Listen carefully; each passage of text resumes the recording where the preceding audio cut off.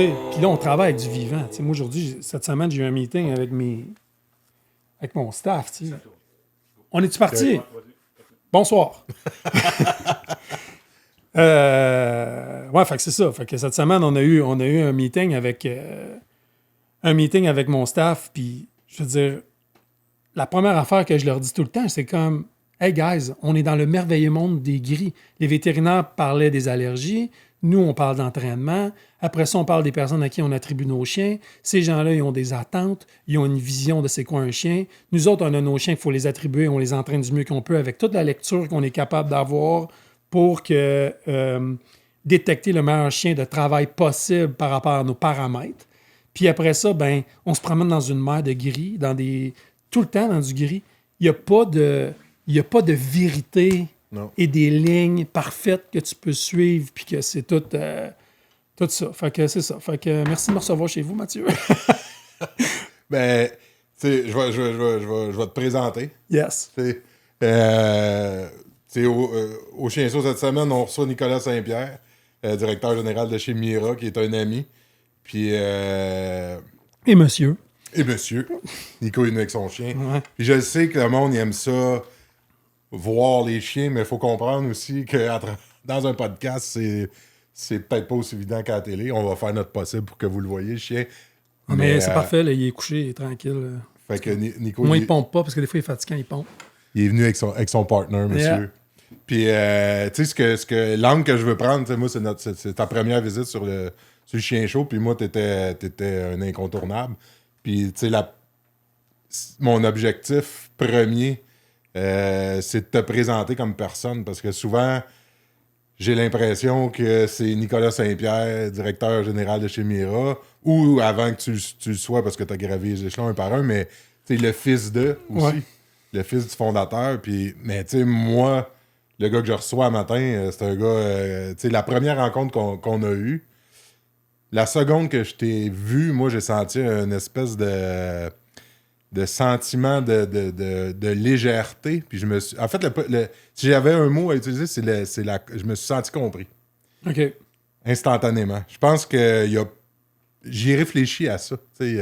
Hier soir, je me questionnais un peu sur pourquoi je me suis senti comme ça, mais je pense qu'on vient on a des points, il y a l'âge, il y a notre parcours, on a appris dans les chiens, avec les chiens, puis on est deux marginaux pour qui la liberté est extrêmement importante. T'es un petit bum aussi, tu sais, à ta manière. On l'entend souvent, cette étiquette-là de ski bum. T'es un gars qui aime faire du sport, qui aime le ski, qui aime la motoneige, qui aime... qui avait un petit côté sûrement, puis tu m'en parleras, je veux pas parler à ta place, mais tu sais, adolescent, tu devais pas nécessairement être le plus facile non plus. Ah, ben, je pense pas que j'étais pas facile, mais je détestais l'école, premièrement. C'est plus là que j'étais vraiment pas à ma place. Là. J'ai jamais été à ma place à l'école. J'étais à ma place parce que j'étais avec mes amis, puis j'ai encore plein d'amis, puis tout ça, mais c'était plus le contexte académique avec... j'étais pas bien là-dedans. Je détestais étudier, puis tout ça. Bon.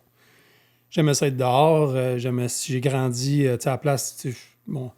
Évidemment, j'ai grandi à Sainte-Madeleine. Avant Sainte-Madeleine, je m'en rappelle pas vraiment. Là, mes parents, on était à Belleuil et tout ça, mais j'ai pas vraiment de souvenir de ça. Mais rendu à Sainte-Madeleine, où est-ce que la fondation allait en ce moment, ben, c'était chez nous. Le chenil, là, c'était ma piste de motocross. Mon père me faisait, tu sais, je vous dis, il m'avait acheté un motocross, il me faisait des jumps avec le tracteur. Puis tu as vraiment grandi. J'ai vraiment grandi à Sainte-Madeleine, comme petit gars tout seul. Mon père m'avait acheté un Golden Retriever dans le temps qui s'appelait quelqu'un, puis étant donné que j'étais un enfant unique, mes amis, j'allais à l'école à Saint-Hilaire. Mes amis étaient tous loin. Fait que moi, quand j'arrivais chez nous le soir, j'allais avec mon chien, puis j'allais jouer tout seul avec mon chien, puis j'ai joué à cachette. Je veux dire, mon père m'a jamais imposé de comment entraîner mon chien, tout ça, même que j'étais très mauvais pour les mettre propres. C'était plus ma mère qui mettait mes chiens propres. J'étais trop paresseux, j'étais pas très régulier, puis tout ça. Fait que, je veux dire, j'étais pas bon là-dedans. J'aimais pas ça, mais le côté contact, jouer, mais là, ça, c'est sûr que c'était facile pour moi. J'avais plein de chiens tout le temps autour de moi. J'avais un chenil avec des chiens qui dormaient, qui restaient dehors à l'année. On avait des chiens de traîneau. J'avais des chiens. Mon père faisait de la pension. Puis en plus, ben, il y avait toutes sortes de chiens qui venaient, qui revendaient, puis tout ça. Ouais, parce que on s'entend, c'était pas ce que Mira est aujourd'hui. Ah non, c'était le petit chenil où est-ce qu'on fait nos évaluations, c'était ça, avec des enclos extérieurs, qu'on avait à peu près 4 chiens, puis les enclos étaient séparés par de la clôture frost, que les chiens, entre eux autres, ils saillissaient tellement qu'ils mangeaient toute la clôture frost, fait que souvent, on se ramassait avec des chiens qui creusaient en dessous, qui passaient en dessous de la frost, même si c'était creusé 4 pieds en dessous, ils réussissaient à passer. Écoute, c'était quand même... mais c'était comme un chenil, la vision du monde qu'ils ont d'un chenil un peu, c'était la ferme. Là. C'était plus rustique, c'était très fermier. Puis moi, j'ai toujours dit qu'on était plus des fermiers qui travaillent avec des chiens, puis qu'on a trouvé une utilité qui est noble pour les chiens. Puis mon père s'est toujours défendu, puis moi aussi. Moi, entraîner un chien pour entraîner un chien, je fais jamais ça. Je le fais même pas pour moi. Mm-hmm. Mais de demander des affaires à un chien... à part les gars qui font du sport avec leur chien, toutes sortes d'agilité, tout ça, j'ai beaucoup de respect, puis c'est le fun, chien de traîneau, c'est parfait. Mais moi, dans mon domaine, où est-ce que je suis plus un spécialiste dans le chien d'assistance, dans le chien guide, demander à un chien de pas d'avoir un harnais sur lui, puis d'avoir une attitude différente que quand il n'y a pas de harnais, faut vraiment, comme humain, tu as une très bonne raison. Puis la raison, c'est d'aider du monde qui sont handicapés. Fondamentalement, l'idée de ça, mon père, il faisait de l'obéissance dans le temps, il a fait des chiens de protection, il a fait toutes sortes d'affaires, puis il est tombé écœuré, parce qu'à un moment donné, bien évidemment, il y avait ses chiens, il vendait des chiens à SQ, puis il vendait des chiens Wells. Mm-hmm. Tu sais, fait que là, des fois, il y avait la SQ qui se promenait pendant que mon père était en train de vendre un chien de protection, un Hells, puis après ça, la SQ venait chercher le frère de l'autre chien qui était rendu pour la SQ. Tu sais, je veux dire, c'était n'importe quoi. Mon père, il m'a regardé me promener là-dedans, puis il a fait comme... À un moment donné, il a dit « OK, non, moi, ça me tente plus de faire ça. » Tombé tanné. Puis ce qui l'a branché, c'était les chiens guides. T'avais quel âge à peu près? Ouais, je vais avoir à peu près 6 ans. Moi, je m'en rappelle. Je me rappelle que j'avais peur entre le chenil et la maison. Fait que je courais, moi, entre la maison et le chenil, là, quand il faisait noir. Là, puis là, je courais. T'avais peur de quoi? Moi, j'avais peur de la noirceur. Puis j'étais un petit gars enfant unique. Fait que j'étais vraiment... tu sais, j'avais un jeu, là, tu sais, avec mes chiens. Je me cachais tout le temps à chaque fois qu'il y avait un char qui passait sur le rang. Fait que j'avais toujours un genre de jeu dans ma tête que... J'étais invisible sur le terrain. Fait que un ninja. Ouais, j'ai toujours été un ninja. Vraiment. D'ailleurs, j'avais un bâton de hockey coupé en ninja. Tu sais, quand on était petit, il y avait les films de ninja qui étaient très populaires. Fait que c'était... En tout cas. Fait que ça pour dire que la raison de pourquoi on fait ça avec nos chiens, ça a été ça. Après ça, ben...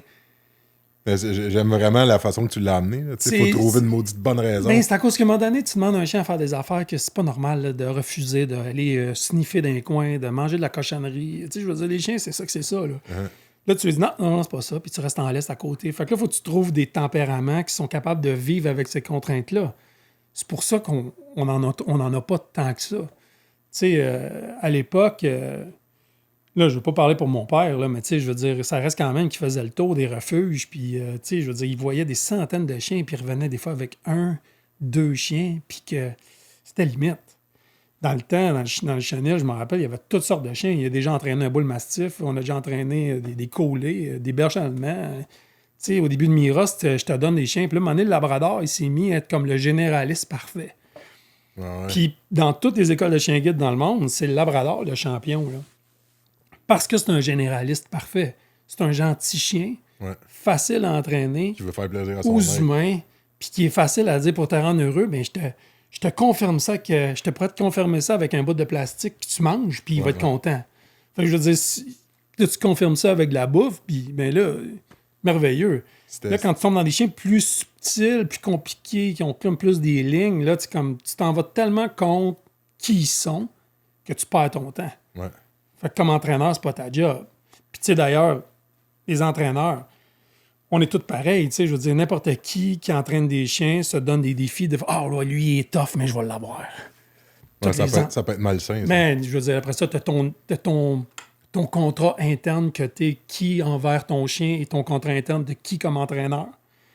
Puis des fois, les gens se trompent là-dedans, puis ils vont trop loin. Puis ils font des effets sur le chien, des effets secondaires, qui ont raté leur coup, les chiens n'ont pas compris le point, puis tu te ramasses avec des scratchs sur des comportements qui sont là, puis qui est obligé de vivre avec, parce que malheureusement, ton chien, il n'a pas compris finalement ce que tu voulais. Parce que ces cicatrices-là qu'on laisse, malheureusement, sont là. On peut pas effacer puis recommencer. Absolument pas.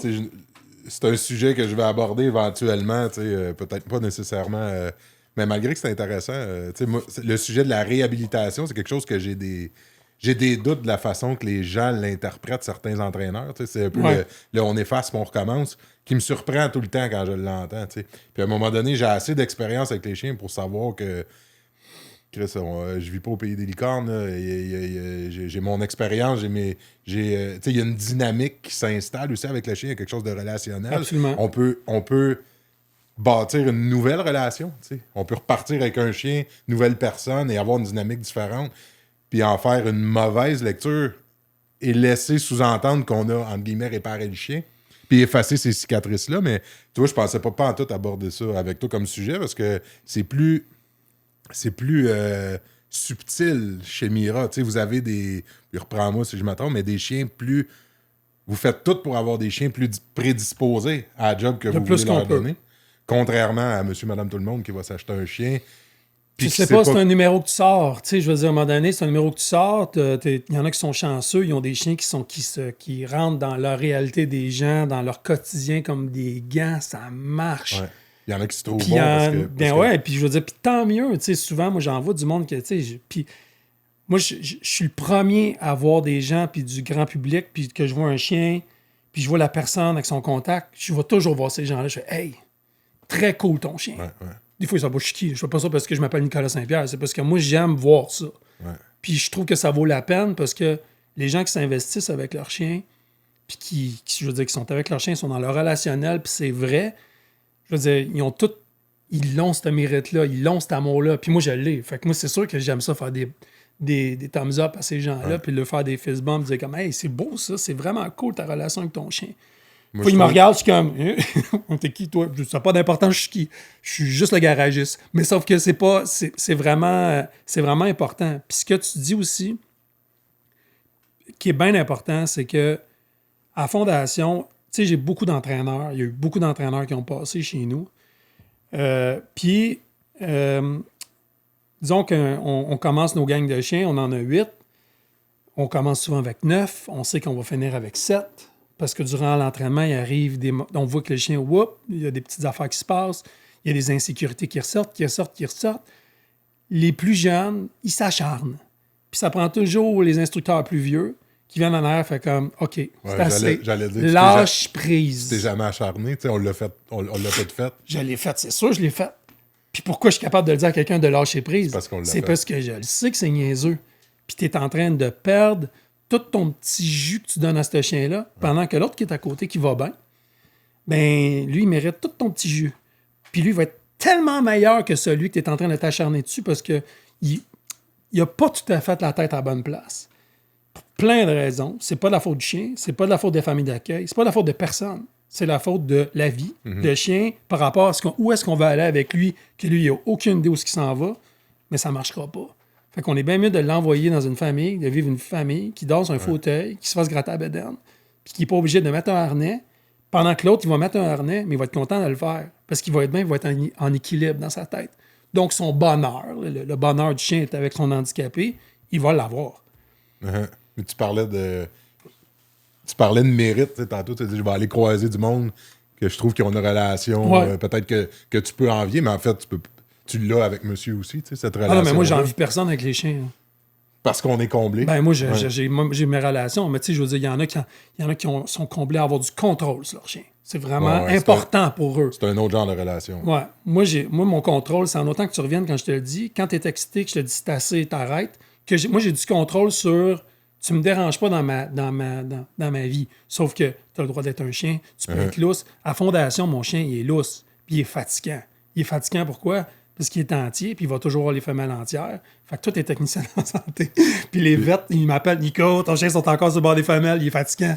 Mais c'est le seul qui est lousse à Fondation, mais il est lousse, là. Il ouvre les portes du bureau, il s'en va, il rentre, il retourne, il n'y a pas de collier, il n'a jamais eu de collier, il n'aura jamais. Je suis pas là-dedans. Nord-Ouest, ça a été la même chose. Il n'y a jamais eu de collier, c'est les enfants libres. Là. Tu penses-tu que... Parce que, tu sais, j'ai les mêmes attentes envers mes chiens personnels. Ouais. J'avais pas les mêmes attentes au début. T'sais, moi, quand je rentrais dans cet univers-là, c'était parce que j'avais un labrador complètement insolide. Okay. Un beau brun, dark brown, les yeux pâles. une lignée de travail que on entend les outardes, là. Ouais. Puis ça a commencé avec un chien démoniaque, entre parenthèses, mais tout un pour apprendre. Fait que, c'est comme ça que je suis rentré dans le monde de l'entraînement. Fait que c'est sûr que ça m'a influencé beaucoup au début. Puis là, dans ce que tu dis, je me reconnais aujourd'hui, depuis une couple d'années, que mes attentes envers mes chiens, même les pensionnaires, moi, ils viennent ici pour avoir du fun. Là.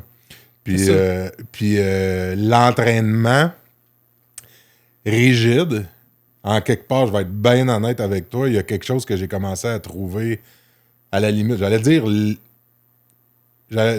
laid. Puis là, je parle de l'entraînement rigide pour rien. Ouais, c'est ça. Sans aucune... en fait, quand on le file que c'est par plaisir de contrôle ou par limite abus, là, il y a quelque chose que je trouve que je trouve moins beau. Mais fait que tu sais, pour moi aujourd'hui, pour entraîner un chien, il faut qu'il y ait une raison valable.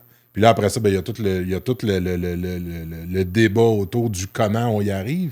Mais avant de parler de ça, il y a juste des missions, mais tu sais, comme chez Mira, la mission qui est très noble à mes yeux, à moi, c'est de faire du bien à l'humain en passant par le chien.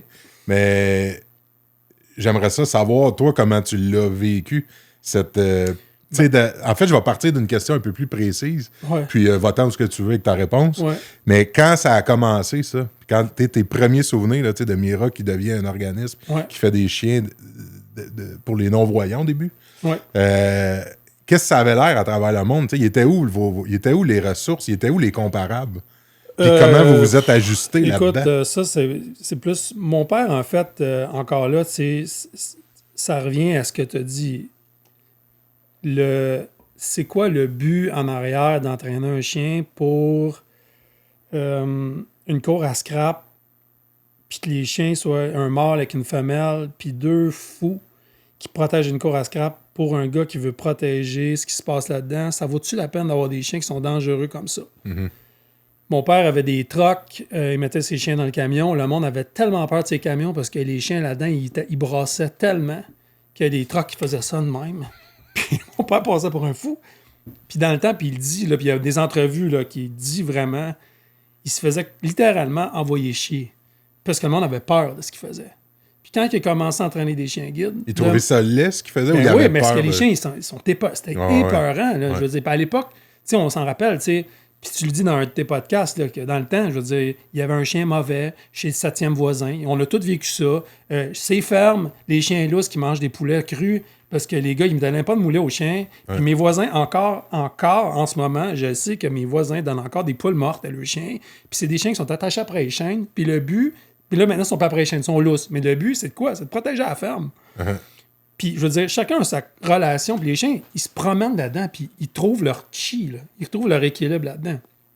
Nous autres, on a le main goal, le but ultime, c'est de donner des chiens à qui on sait que ces gens-là fonctionnent, mais ils fonctionneraient mieux avec un chien. Fait que ça, c'est ce qu'on fait. On est le dernier maillon de la chaîne d'un centre de réadaptation. Après ça, moi, quand mon père a commencé à entraîner des chiens puis qu'il n'y avait pas une scène, puis il se promenait en homme sandwich à Belleuil avec Aider Mira, Fondation Mira, 795-3725, puis que c'était l'huissier qui venait toutes les semaines, que c'était un de ses chums qui venait remplir le frigidaire puis payer le bill d'électricité parce qu'on n'avait pas une scène, puis on était pauvres. Puis que lui a continué à garder cette idée-là parce qu'il était convaincu que donner des chiens, à l'époque, c'était en français à des non-voyants du Québec. Parce que sinon, tu étais obligé d'aller aux États-Unis. Puis qu'ils ne comprenaient pas ce qui se passait quand ils se ramassaient. C'était follow the dog, puis c'était that's it, baseball, organise-toi avec tes troupes. Puis quand tu revenais à Québec dans les bancs de neige, le chien n'a jamais vu de neige, mais c'est ton trouble. On n'ira pas faire le suivi. Mm-hmm. C'était ça le contexte. Fait que mon père a dit, moi, j'aime assez les chiens pour trouver une manière d'en donner, puis ils vont revu la neige. Ça va être en français. Parce qu'il n'existait rien au Québec. Il n'existait rien au Canada. Au Canada. Au début des années 80. Puis, bon, ça a été le début de Mira, ça a été ça. Après ça, moi, comment j'étais arrivé là-dedans? Bien évidemment, mon père, c'était mon héros. Mes parents, c'était des entrepreneurs. Ils ont commencé à l'envers la dynamique. Là. Tu pars une fondation quand tu n'as pas d'argent. C'est pas pire. Fait que, tu sais, tout le monde, normalement, font le contraire. Le chemin le plus facile. Je veux dire, ils ont pris la côte la plus facile à monter. Ouais. Puis ça a commencé comme ça, puis je veux dire, ça a été... Tu sais, mes parents, ils se sont promenés on the edge pendant les 5 premières années de Mira. C'était... Je veux dire, ils vivaient de semaine en semaine avec des épinglettes qu'on allait vendre au Maille-Montenac à Belleuil, puis tranquillement, les amis de mes parents qui venaient nous aider, qu'on vendait des macarons à coût de 1 piastre, puis capable de payer un chum entraîneur à mon père qui finalement, il donnait une journée par semaine gratuite parce qu'il voyait tellement la mission en arrière de ça, puis... Tu sais, ça a commencé de même. Plus de troc, on s'est ramassé avec des corbillards donnés par ambulance de Mers à Belleuil. Fait que, moi, je la compte tout le temps, cette affaire-là, mais ça reste quand même très drôle. Tu sais, mon père venait me chercher en corbillard avec des chiens en arrière, tu sais, à l'école. J'étais comme... J'étais tellement le weird kid, là. Le gars de Sainte-Madeleine, tu sais. Fait que... c'était particulier, mais ça reste quand même que... Tellement inspiré, puis tellement clair, puis ma mère en arrière qui était... tellement dans la ligne de mon père à dire on va passer à travers. Ça fait trop de sens, qu'est-ce qu'on fait. Mais toi, là-dedans, là... Puis moi, toi, t'as grandi dans... moi, c'était normal. Écoute, je mangeais du steak haché 7 jours par semaine parce qu'on n'était pas capable de manger d'autres choses. Du pâté chinois, tu sais, je veux dire, je mangeais vraiment de base. Mais cette mission-là, mais moi, c'était plus tard. dessus? Oui, parce que quand on a commencé à être un petit peu plus structuré, là, quand ça a commencé à être plus structuré, puis on a commencé à donner nos premiers chiens à l'Institut Nazareth et Louis Braille à Longueuil, mon père partait pour 1 mois de temps. Puis moi, j'allais le rejoindre là. Puis là, c'était les non-voyants qui étaient là avec des chiens que je connaissais depuis toute l'année. Parce que moi, j'étais toujours dans le chenil avec mon père. Je jouais au ninja autour des chiens.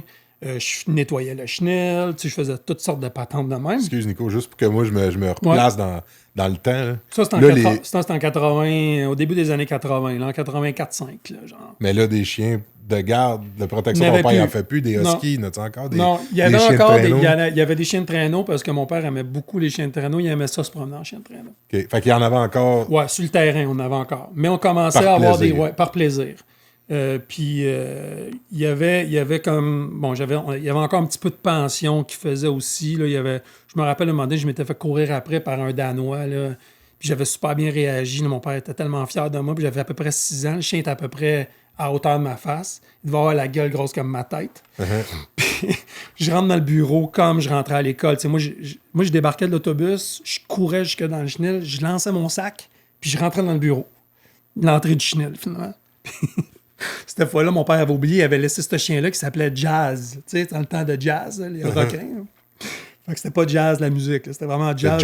Le jazz. Puis lui, il me voit, puis je l'ai vu, son look, de la façon qu'il m'a regardé, il m'a dit « Oh, toi, je vais te pogner. » Puis je l'ai vu tout de suite.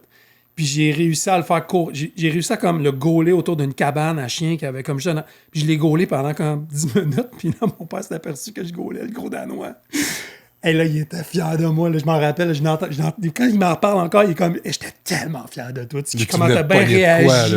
Mais il dit comment je l'ai lu. Premièrement, j'ai été capable d'anticiper. Je suis pas resté là de même. Puis j'ai pas gelé. Je suis parti, tu sais. En tout cas. Fait que tout ça pour dire que je connaissais les chiens qui entraînaient, tu sais, au début, le Maggie, Mirabelle, qui est un labrador qui a donné le nom de Mira, c'est parce que le chien s'appelait Mirabelle. Puis quand tu entraînes des chiens, tous les entraîneurs, on est pareil. On coupe tous nos noms de chiens en deux. Fait que, fait que ça s'appelle Mira. Puis le Mira, c'était en espagnol, c'était regarde. Fait que ça fait comme ça a été une illumination de même de début, un hasard de la vie. Est né là, Mira, avec le premier. C'est pour ça que les deux têtes du logo de Mira, c'est des labs. Parce que c'était Mirabelle. Fait que, tu sais, ça, c'est l'histoire. C'est intéressant, ça. C'est l'histoire en arrière. Puis, fait que moi, quand j'ai commencé à rencontrer les non-voyants, quand tu as 6 ans, puis tu vois du monde qui ont des prothèses au lieu des yeux, puis un œil de pirate avec un œil qui regarde à gauche ou à droite, puis qui ne voit pas, puis c'était des non-voyants, je suis rentré là-dedans, puis j'ai été quand même, wow, j'étais un petit gars. Mais ils étaient tous avec des chiens que je passe l'année avec. Je les connais toutes. Puis c'est les chiens de mon père. C'était tous mes chums. Là, je trouvais ça dur de ne pas être en contact avec ces chiens-là. Mais là, je voyais ces gens-là qui étaient avec mon père pendant 1 mois de temps à Longueuil, puis que mon père dormait là 7 jours par semaine, puis qui était là all the way.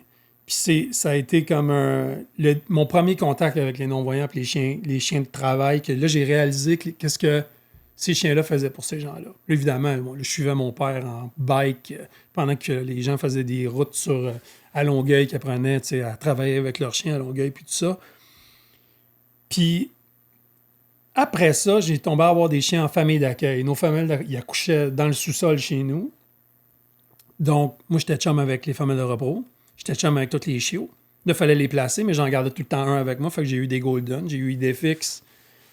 Puis un autre chien qui s'appelait Daisy, je pense, mais elle, que j'ai moins trippé avec. Mais je me rappelle que Idéfix, c'était vraiment mon gros Golden que j'ai adoré. Puis donner ce chien-là, là, ça a été... Là, j'ai trouvé ça dur. C'est un chien qui c'est un chien que j'ai eu pendant 1 an, puis que l'on a, comme mon père, entraîné parce qu'il était assez bon. Puis là, je veux dire, on grattait tellement les fonds de tiroir pour les bons chiens que il l'a pris, puis il dit Golden-là, on va le donner. Et là, vous n'étiez pas rendu au stade d'avoir vos lignées. Là. Non. On avait des Golden. Il y avait une fille qui travaillait chez nous qui s'appelait Nicole Caron dans ce temps-là, qui était une très bonne éleveur de Golden Retriever qui travaillait chez nous. Fait qu'elle nous fournissait un peu de ses mâles puis de ses pops. Puis là, on a commencé à avoir des bébés de même. Après ça, on s'est mis à avoir des labradors. Puis tranquillement, ben là, on a commencé à avoir des familles d'accueil qui avaient des familles de repos, que là, ils permettaient d'avoir des femelles qui accouchaient chez eux. Puis là, c'était comme toute une gestion de ça, jusqu'à temps qu'on transforme notre petit chenil en pouponnière, puis que là, on bâtisse le chenil sur ma piste de motocross. Que j'étais pas content. Fait que là, tu sais, ça... ouais, ils ont ça a été fini, là, j'ai perdu ma piste de motocross, là, j'étais bien déçu de ça. Ça, c'est plus au début des années fin 80, début 90. Toi, t'étais-tu déjà... Tu sais, y a-tu un déclic ou un chien qui a marqué... T'es-tu né avec l'amour de ces chiens-là? Oui. C'était là? Ouais. Moi, quelqu'un, là, toi, mon Golden, là, je l'ai aimé, ce chien-là, au fond. C'est sûr que mon contact avec... Tu sais, j'étais tellement habitué de jouer avec des chiens toute seule dans mon monde imaginaire. Tu sais, je jouais à cachette avec quelqu'un. Tu sais, à 7 ans, j'étais capable de quand même très bien faire... enseigner couche. C'était pas mon père qui entraînait quelqu'un, là, c'est moi, là. Il touchait jamais à mon chien. Puis il m'a jamais dit, bon, là, je vais te montrer comment on entraîne un chien. Il m'a jamais fait ça, là. C'était comme, soit. Puis il voyait tellement que j'avais un bon contact avec mon Golden que j'ai enseigné à jouer à cachette. Fait que je faisais des coucheresses. Puis là, je partais à courir dans le fond. Mais personne ne te l'a appris. Non. Là, mais je jouais tout seul. Tu jouais tout seul, puis là, j'avais je veux jouer à cachette avec mon chien. Puis vu que c'était un athlète, c'était un fou. Lui aussi, c'est un déchaîné. Genre de Golden roux, là, qui avait l'air un renard, mais plus gros, mais vraiment une lignée de chasse de Golden. Là. Puis là, lui, il restait là. Puis là, un coup que je l'appelais de n'importe où. J'avais plein de cachettes là, dans le top d'un chenil, le top des enclos. Je me cachais partout. Puis là, je l'appelais, puis là, il me cherchait non-stop tant qu'il me trouvait pas. Puis là, j'avais plein de tricks. Là. Je savais ses runs. Fait que là, je me couchais sur le bord d'un mur que je savais qu'il passait à la planche, puis il me sauterait par-dessus. Puis il me verrait pas. Puis là, je pouvais partir de l'autre bord pour le berner. Puis là, je l'appelais un autre coup. Là, je le bernerais à une autre place. Là, je le bernais à plein de places. Fait que j'étais très, très, très dans le jeu. Mais ce que je faisais inconsciemment, je montais tellement mon bonding avec mon chien sans le savoir. Parce que moi, c'était juste du jeu. Que mon chien, je veux dire, j'étais sa vie. Là. C'était pas mon père, c'était moi qui étais vraiment sa vie. Comme on voit souvent qu'il y a des enfants qui ont des contacts avec des animaux extraordinaires. Puis mon père, quand il m'a vu aller avec mon chien, jouer au soccer avec, je kickais mon ballon le plus fort que je pouvais dessus. Je jouais au soccer avec, puis j'avais besoin qu'il rebondisse, puis qu'on joue ensemble, tu sais. Je kickais le plus fort que je pouvais. Là, il avait compris qu'il fallait qu'il se stiff, puis il me le relance, tu sais. Fait que j'ai joué avec. Puis mon père, en me voyant jouer avec, puis il voyait que mon chien était équilibré là-dedans, il avait pas peur de moi, il était comme amoureux de moi, il me trustait. Puisque, tu sais, l'entraînement, it's all about trust, hein? C'est de la confiance que tu crées avec ton chien, puis qu'est-ce que tu peux y dire, puis qu'il comprenne quand tu lui dis quelque chose. Quand il a vu ça, il a dit « Pourquoi qu'on ne donnerait pas des chiens guides à des enfants de moins de 15 ans? Parce que mon gars, à 7 ans, il est capable de faire là, quoi. Il a un contact extraordinaire, puis il contrôle son chien. Puis la peur de toutes les personnes dans les écoles de chiens guides dans le monde, c'était les enfants en bas de 15 ans ne sont pas capables de contrôler un chien. Fait que j'ai été comme un peu une source d'inspiration pour lui pour dire « Hey, on devrait aller là. » C'est pour ça qu'on a commencé à donner des chiens aux enfants.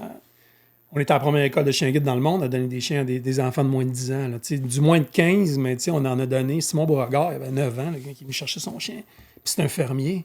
Puis parce que c'est un fermier, puis il a grandi sur une ferme, il avait le contact avec les animaux.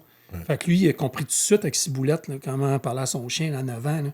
Puis il était extraordinaire avec son chien. C'est drôle hein, comment ces personnes-là, les cultivateurs, les gars qui sont nés avec des chevaux... Les gars de serre.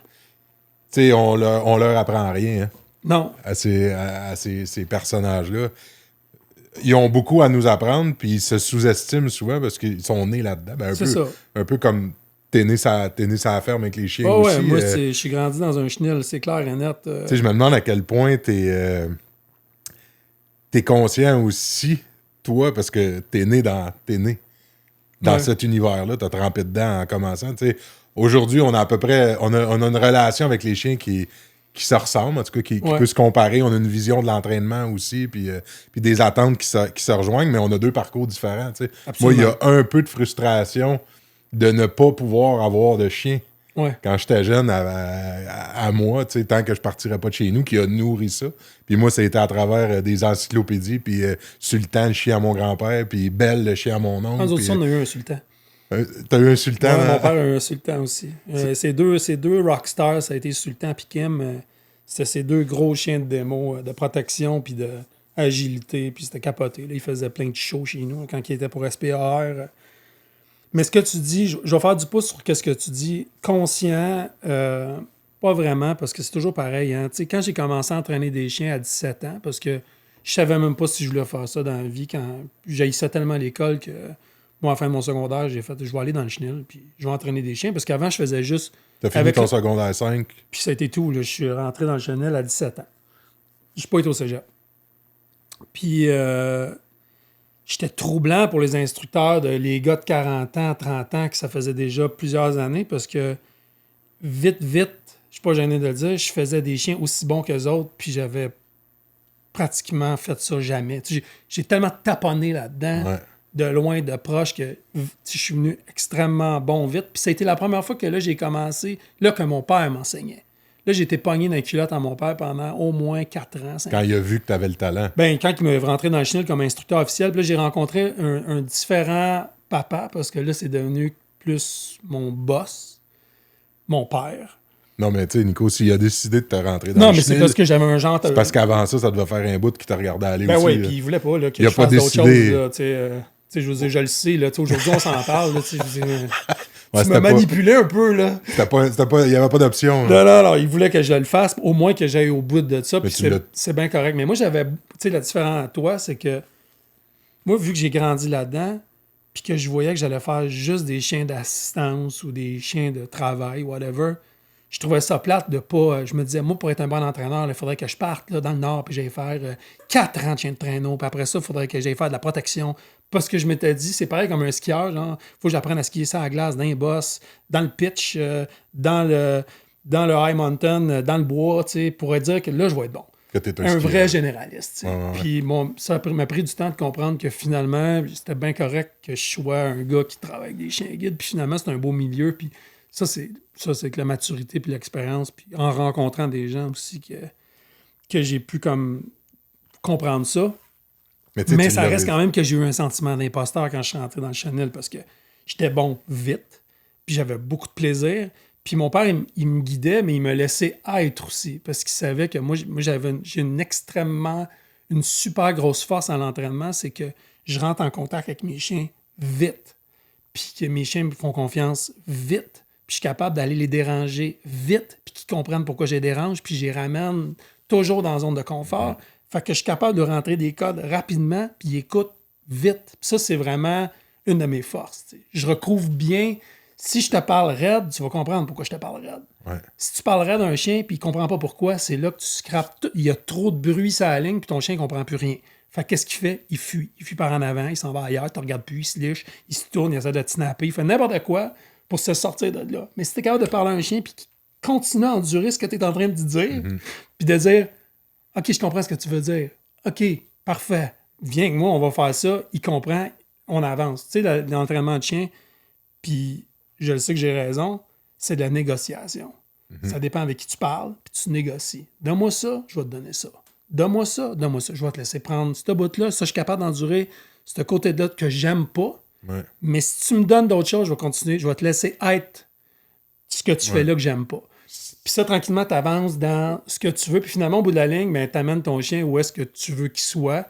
Puis là, après ça, ben, il y a des chiens qui sont bons à 100%. Il y a des chiens qui sont bons à 90%. Il y en a qui sont 80%.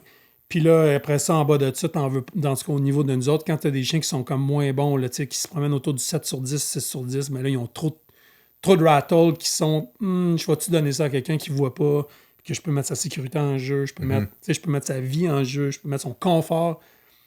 Le confort est tellement important pour quelqu'un qui est handicapé. Tu ne veux pas lui donner un trouble de plus parce que déjà là, il faut qu'il nourrisse, qu'il sorte dehors, qu'il s'en occupe de son chien. En plus de dire, bon, ben là, il faut que j'aille dehors. Puis je suis un peu anxieux parce que j'espère qu'aujourd'hui, il va bien aller.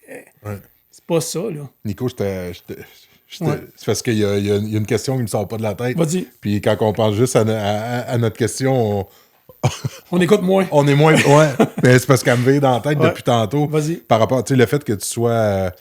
Mais je trouve ça drôle, tu sais, tu restais dans un environnement où tu as un paquet de chiens, où tu as appris, tu apprenais des choses à tous les jours, tu sais, juste en étant avec eux autres. Puis là, toi, tu te disais que ça aurait été plus bénéfique quand même de sortir et d'aller vivre d'autres choses. Ouais. Mais tu sais, tout ce que tu as vécu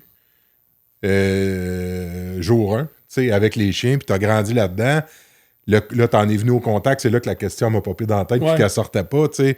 Là, t'es au contact des chiens, comme moi, avec mon parcours qui est différent. En contact avec les chiens, on est des autodidactes, qui ont appris à cause de la réponse qu'on avait, des résultats qu'on obtenait ou des réponses qu'on n'obtenait pas. Ouais. Toutes les erreurs qu'on a faites, en tout cas, je vais parler pour moi, les erreurs que j'ai faites, ils font ce que je suis aujourd'hui, puis je suis content en crise de les avoir faites. Ouais. Puis contrairement à aujourd'hui, le mot est peut-être trop fort, j'allais dire j'avais pas peur de les faire. Aujourd'hui, si je recommençais à zéro, dans l'époque qu'on vit présentement, je pense que je me donnerais pas, dans le temps c'était pas réfléchi, j'y allais, mais je me donnerais pas cette chance-là de faire les erreurs que j'ai faites parce qu'on vit dans une société qui est extrêmement critique envers tout. Ouais. Tout. Puis là, qu'on passe des méthodes d'entraînement à ce qu'on va faire avec les chiens. Là, je parle des chiens, mais je veux dire, on est critique envers tout. Puis il y a les médias sociaux, il y a les médias traditionnels aussi qui ont un regard. Tu sais, la marge d'erreur. En fait, on va voir des erreurs partout aujourd'hui. Fait qu'on dit que la marge d'erreur, elle est mince, mais en fait, il y en a pratiquement plus, sauf si on se la donne. Ouais. Si on se la permet, cette marge d'erreur-là. Ouais. J'ai fait une parenthèse, mais je reviens à ce qui était ma question par rapport à la formation. Tu sais, ce qui me spinait dans la tête, c'était... Tu sais, à un moment donné, il y a ce qu'on a appris sur le tas, à côtoyer les chiens, à essayer des choses. Puis moi, il est venu un désir, puis là, je veux savoir, toi aussi, toi, il a été plus imposé que moi, mais le désir de redonner ça à quelqu'un. Tu sais, de former des entraîneurs ou de former... de partager ma passion puis de donner cette chance-là à d'autres d'évoluer dans un domaine qu'on fait des envieux. T'sais, souvent, je l'entends à tort des fois, parce que c'est pas... Ben, à tort, c'est pas vrai. Le mot est trop fort, c'est pas ce que je voulais dire, mais c'est pas tout le temps si rose qu'on pense. De travailler avec les chiens, tu sais, c'est dans le contexte que je suis. Moi, par exemple, c'est 7 jours sur 7, 365 jours par année. Fait que oui, je suis avec des chiens, oui, j'aime ma job, mais il y a tout ce que ça implique aussi. Puis tu l'as vécu. Ben oui. Je me ramène. Là où je veux aller, c'est la formation. Ouais. Tu sais, toi, à un moment donné, à l'intérieur de Mira, ben, si vous voulez vous développer, il faut former des gens. Tu sais, puis quand on est autodidacte, transmettre ça semble... Je vais parler au jeu, là, mais je trouve ça beaucoup plus complexe de transmettre ce feeling-là que de transmettre des drills, tu sais, un manuel d'instruction. Tu sais, on n'est pas en train de... Malheureusement, parce que des fois, on aimerait bien ça, mais on n'est quand même pas en train de faire un modèle de collage où, ben, tu sais, on n'a pas un manuel qui fait « OK, tu vas monter un moteur, puis le sprocket, il va de même, puis c'est de même, ça marche. » C'est le plus gros défi qu'on a parce que au bout de la ligne, en ce moment, on est encore, je le dis là, parce qu'on en cherche des instructeurs. Puis je cherche du monde, s'ils ont de l'expérience avec des chiens, du monde qui sont capables d'être ouverts d'esprit. Puis s'ils n'ont pas d'expérience avec des chiens, ça ne me dérange pas. En général, à Fondation, on a eu beaucoup plus de monde qui avait de l'expérience avec des chevaux, qui sont venus entraîner des chiens, qui se sont recyclés en entraîneurs de chiens. Pourquoi tu penses? Tu l'expliques-tu? Il y a une compréhension. Je pense qu'il y a un phénomène de comprendre. Tu sais, je veux dire, quand tu entraînes un chien de traction ou un chien guide, tu enseignes à un chien à se déplacer dans l'espace en équilibre. Les cavaliers avec les chevaux, ils font la même chose. Il faut qu'ils soient capables de marcher avec son cheval, puis que le cheval soit rassemblé puis en équilibre, puis qu'il ne panique pas avec n'importe quoi autour. Puis que quand il commande de changer d'allure ou changer de patte, que le cheval le fasse mais toujours en équilibre. Ah ouais. Puis un chien guide, c'est la même chose. Il y a quelque chose de mécanique. Mais il faut que ça soit la zénitude dans la tête. Ouais. Parce qu'il faut que ton chien soit à l'affût de ton environnement, ce qui se passe dans la réalité, avec tous les aléas de la vie, en restant équilibré de dire « OK, je marche sur le trottoir, mais je colle pas trop le bord parce que là, mon chum, il va tomber, il va se virer à la cheville en bas. Oups, là, il y a une barrière, je m'en vais pas dans la rue, puis je m'en vais pas faire n'importe quoi, j'arrête. Je panique pas. Mm-hmm. Ah, il me demande de faire un détour, je m'en vais dans la rue, je m'en vais récupérer mon trottoir. Faut que ça soit zen. Faut que les chiens soient zen. Puis s'ils sont pas zen, ça marche pas. S'ils sont en fuite ou ils comprennent pas ce qu'ils font, ça marche pas. Un chien qui tire en avant puis qui comprend pas ce qu'il fait, il guide pas. Il se sauve. C'est pas la même affaire. Mm-hmm.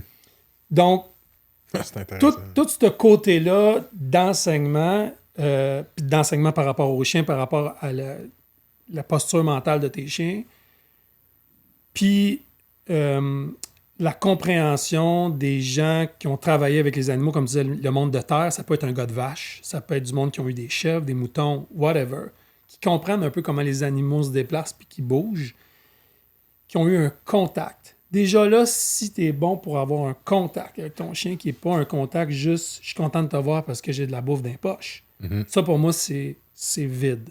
Ça veut rien dire. Mais si ton chien vient te voir parce qu'il t'aime, puis c'est vrai, déjà là, on jase. En fait, juste la façon que tu touches à ton chien. Moi, je le vois, il y a du monde que tu les vois. Juste la façon que tu flattes le chien. Ou juste le regard, le contact visuel. Tu vois que ça, c'est quelqu'un qui est capable d'aller plus loin que du monde qui, il n'attache pas vraiment d'importance à ça. Tu sais, c'est prouvé qu'au niveau relationnel, la nourriture, tu sais, de conditionner un chien juste avec la nourriture, au niveau relationnel, c'est pratiquement... c'est très nul comme résultat. Ouais. Tu sais, on peut pas bâtir une relation uniquement sur une récompense gustative. Fait qu'on peut moduler le chien, on peut le conditionner à des choses, exact. Mais on ne peut pas bâtir... Au niveau relationnel, c'est presque nul comme effet. Moi, je l'ai, je te le confirme. On me dit à l'oreille que c'est confirmé, Houston. C'est-à-dire que nous autres, quand on donne la bouffe, c'est pour confirmer des affaires qu'on enseigne. Ouais. Un coup que la boucle est bouclée, on n'en donne plus. C'est-à-dire que quand tu as compris qu'est-ce que tu as à faire, c'est-à-dire qu'au début, quand on entraîne nos chiens, on t'enseigne ton nom. C'est quoi ton nom? Quand je dis ton nom, tu me regardes. Clique, bon chien. Ouais, tu vas conditionner. Là, après ça, je te prends les pattes, puis là, tu arrêtes de te battre parce que tu paniques, parce que je fais juste te prendre une patte, puis tu te détends. Clique, je te le dis. Quand je te redis ton nom, tu te tournes à gauche la tête, tu te tournes à la tête, tu te tournes pas, tu t'énerves pas. Oups, quand je rentre, tu es content. Ouais, je te confirme, tu es content. Bon, après ça, c'est ça qui est ça. Là, après ça, on continue dans l'entraînement. Je mets ton harnais, tu mets ton harnais, tu acceptes de passer ta tête dans le patente de cuir. Juste ça. Bon chien. Là, on va aller un petit peu plus loin. Là, tu vas mettre ton harnais. Après ça, marche au pied. Les initiations marche au pied. T'es en équilibre. Reste en avant. Confirme. Ah, t'as fait un aller-retour du chenil en avant, t'es en équilibre, je te confirme ça, je te donne une bouffe. Tout pour te dire que chaque étape dans l'entraînement que je suis en train de t'enseigner, je vais confirmer avec de la bouffe que ça, c'est cool. Parfait. Mais à la fin de l'entraînement, là, mon chien guide, là, quand j'étais au parc La Fontaine, j'ai 12 chiens dans le pas qui sautent de même. Hey, je vais aller travailler. J'ouvre la porte, on reste, ils restent tous là. Monsieur, c'est le chien, dans le fond, il saute par-dessus les autres chiens, les autres, ils break tout, non, on débarque pas, les autres chiens, ils débarquent en bas, viens mon homme, ok, parfait, je te mets ton harnais, je te mets ta laisse, parfait, au besoin, tu as envie, t'as-tu envie, non, oui, je vais pisser un peu, parfait, on part. J'ai pas donné de bouffe, là. J'ai pas... Les autres, qui ont resté dans... J'ai pas félicité tout le monde qui reste dans la porte. J'ai pas félicité mon chien qui saute par-dessus les autres, qui a passé, qui s'est battu physiquement pour passer à travers ça. Je l'ai pas félicité pour qu'il y ait au besoin. Si tu le faisais, tant qu'à moi, tu serais dans l'hyperstimulation et tu serais en train de te nuire. Exactement. Parce que là, tu vas payer... Rien. Exactement. En tout cas, laisse-moi finir mon point. Là, ça donne pas ce qu'on veut. Non. C'est que ça donne rien. Ça donne rien. Ça donne quelque chose. Oui, mais ça dépend de ce que tu veux. C'est ça, exactement. Si tu veux avoir des chiens excités qui font juste avoir un enlignement, mais moi, c'est pas cet enlignement-là que j'ai besoin. Moi, j'ai pas un chien qui cherche toujours à avoir la bouffe. Moi, je cherche un chien qui comprend ce qu'il fait. Fait que quand j'ai fait ce que j'avais à faire, après ça, je mets le harnais, je décolle. On part pour 1h30 de marche. On passe par Clairefontaine. On s'en va jusqu'à Mont-Royal. Mont-Royal, on rencontre plein de monde. Des enfants, de la bouffe à terre, Il évite le monde. Il traverse en ligne droite. Il est correct. Il n'est pas attiré aux autres chiens. Tout ça. Puis là, on marche. Puis il y a un bon beat. Il ne vient pas mou. Toujours un peu enjoint. Capable de faire du doucement. Capable d'aller vite. Changer de rythme. Rentrer dans un métro. Descendre en bas. Pogner le métro. Sortir à Sherbrooke. On remarche. On retraverse le parc La Fontaine. Va proche du lac.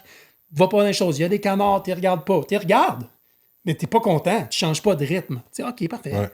J'arrive au troc, bouffe. Une croquette pour 1h30. C'était vraiment une belle ride. Merci beaucoup. Tu fais juste le confirmer parce que ça te tente aussi. Parce que ça me tente. Je pourrais ne pas y en donner, exact. Mais je fais juste dire comme à quel point que la croquette, à un moment donné, ou whatever, la récompense, hostie. Puis pourquoi qu'on donne de la bouffe qui mange d'habitude, c'est que je veux pas le goût que le chien commence à tomber, nos chiens de travail, évidemment. J'ai pas le goût on veut pas qu'ils deviennent comme je te donne un morceau de jambon. Parce que le morceau de jambon ou la saucisse molle, ce qui va arriver, c'est que ton chien va juste avoir ça dans la tête puis il travaille plus pour les bonnes raisons. Ouais, en fait, ça, c'est pour nous autres. La paye est trop grande versus ce que tu t'attends de lui. C'est un peu comme si je demande à mon petit voisin de 10 ans de venir faire mon gazon. Il promène ride de side-by-side d'1h30 après. J'y offre 1000$. Ouais. Tu sais, il y a un débat. Il va venir. Ouais. Il viendra pas pour les bonnes raisons. Exact. Mais il va venir. Exact. Mais si mon petit voisin qui a 10 ans, ça fait depuis qu'il est un enfant que quand je le croise, je dis « Hey, là, je bâtis une relation avec lui. Ouais. J'y apprends des choses. Il me fait confiance. J'y mets des limites quand il manque de respect. » ça se peut que quand il pogne le 10 ans, je lui demande « Ça te tente de venir faire le gazon? » Ben, il va dire avec plaisir. Puis je serai pas dans l'obligation de le payer. Exact. On a bâti une relation. Il a le goût de me faire, il a le goût de me redonner, il a le goût de me faire plaisir. Il me fait le plaisir en donnant. C'est de l'autosatisfaction. Exact. Autant pour moi de voir, hey, ce jeune-là, Chris, il a le goût de me redonner. Puis là, ben lui, il se motive là-dedans. C'est ça. C'est la base. Puis après ça, ben, tu sais, puis là, on dit ça. Ça fait 40 ans qu'on entraîne des chiens d'assistance, des chiens guides. C'est sûr qu'on s'est trompé. Mon père, on a donné des sacs de bacon à une couple de clients à un moment donné parce que les chiens, dans le temps, ils étaient comme pas bien enlignés. Puis ils en donnaient du bacon. Mais quand t'es non-voyant, puis tu mets tes mains dans un sac de bacon, tu donnes ton chien, puis ton chien, il te mord les doigts. Ou bien il est trop content de manger le bacon. Puis là, à un moment donné, ça fait des drôles d'affaires. Ça crée toutes sortes de... Fait, ouais, là, ça marche pas. Ouais, ça c'est trop. Ah, là, c'est un petit peu trop. Là, on va rester un petit peu plus relax au niveau des récompenses de la bouffe. C'est du essai-erreur, beaucoup d'observations. Puis moi, je pense que le monde des chiens, puis le monde qui sont bons avec les chiens, ils ont beaucoup d'observations. Quand tu es capable de détecter, en regardant ton chien, qu'est-ce qui se passe, en tout cas, tu es pas mal sûr à 80-90% de comprendre ce qui se passe avec lui. Et aussi des moments que tu regardes ton chien et tu te dis, là, je comprends pas. Mais là, tu vas pas intervenir si tu comprends pas. Parce que si tu comprends pas, au moins, tu es assez intelligent pour pas aller faire des erreurs avec ton chien. Mm-hmm. Puis ça, il y a beaucoup de monde que là-dedans, ils sentent comme un « je comprends pas, il faut que j'aille intervenir ». C'est le contraire, il faut que tu fasses. Moi, quand j'enseigne aux instructeurs chez nous, la première chose que je leur dis, je dis « si votre hamster tourne pas pendant que tu entraînes ton chien et tu te poses pas de questions, tu n'as pas d'affaires ici. Mm-hmm. » Ça, c'est la première affaire, les instructeurs. Les gens qui entraînent des chiens et qui ne se posent pas de questions, qui sont juste à côté sur leur certitude, ils méritent juste de ne pas travailler d'un chien. Mm-hmm. Parce que c'est là-dedans que ta lecture elle devient le plus précise parce que tu es toujours en train de te demander, pendant que tu es sûr que tu vois quelque chose, j'ai-tu raison? Il est-tu de même? C'est ça qui se passe? J'ai-tu isolé la bonne? Il réagit comme ça. C'est quoi dans l'environnement qui le fait réagir comme ça? C'est-tu ça ou c'est-tu moi? C'est-tu quoi? Il faut que ton hamster, il roule, man, là, dans le tape. Parce que moi, je me rappelle, moi, ça m'insultait quand j'ai commencé à entraîner des chiens. Mes chums, j'avais 20 ans. T'sais. Moi, le soir, j'entraînais mes chiens en journée longue, puis après ça, on allait jouer au hockey Cosum jusqu'à 1h du matin. T'sais. Puis moi, mes chums, ils disaient, bah, Nico, tu fais juste marcher avec tes chiens toute la journée. Et ça m'insultait, man. Là. Parce que là, je me disais, hey, t'as aucune idée, là. Moi, je pense que j'entraîne 8 chiens par jour. J'avais l'impression que tu faisais rien. Hey, tu te promènes. Hey, je t'ai vu aujourd'hui à Saint-Hyacinthe, tu te promenais avec tes chiens. Oh, oui, moi, je me promène. Je marche 30 km par jour, man. Puis je suis concentré full. Je sais même pas qu'est-ce qui se passe autour. Je sais ce qui se passe par rapport à ma job, l'environnement, les trucks, le monde, Ouais, tout mais ça. t'es dans ta bulle. Je suis dans ma bulle, là. Je suis concentré. Ça devient... Mon père, il l'a toujours dit, puis il a toujours, tu sais, là-dessus, il a tellement raison. Tu deviens quasiment un peu... tu sais, des fois, il faut faire attention parce qu'étant donné que les gens, nous autres, sur la route, sont contents souvent de nous voir, là, de nous parler, sont contents de voir nos chiens, tout ça. Puis des fois, on est tellement dans notre bulle qu'on a un peu l'air bête. Comme, ah, ouais, c'est ça, mais c'est un moment donné, il faut... Ben non, ah oui, merci, ouais, il est super fin, le chien, tout ça, c'est correct, là. Mais ça pour dire que cette qualité-là de lecture, de, comme tu dis, si je te donne trop de bouffe ou une bouffe de trop de qualité, qu'est-ce que je vais créer comme effet? Est-ce que si je fais ça comme choix parce que j'ai le goût de ramener mon chien, parce que j'ai fait un effet secondaire dessus, XY, genre, je me promène, et là, un troc passe en arrière de ton chien, puis là, cette journée-là, tu trouves qu'il y a toujours le nez à terre, puis là, tu lui dis « Hey, arrête, là! » Puis là, tu es un peu tanné. Et là, malheureusement, en même temps, il y a un camion qui passe juste à côté, puis Jacob Bray qui part.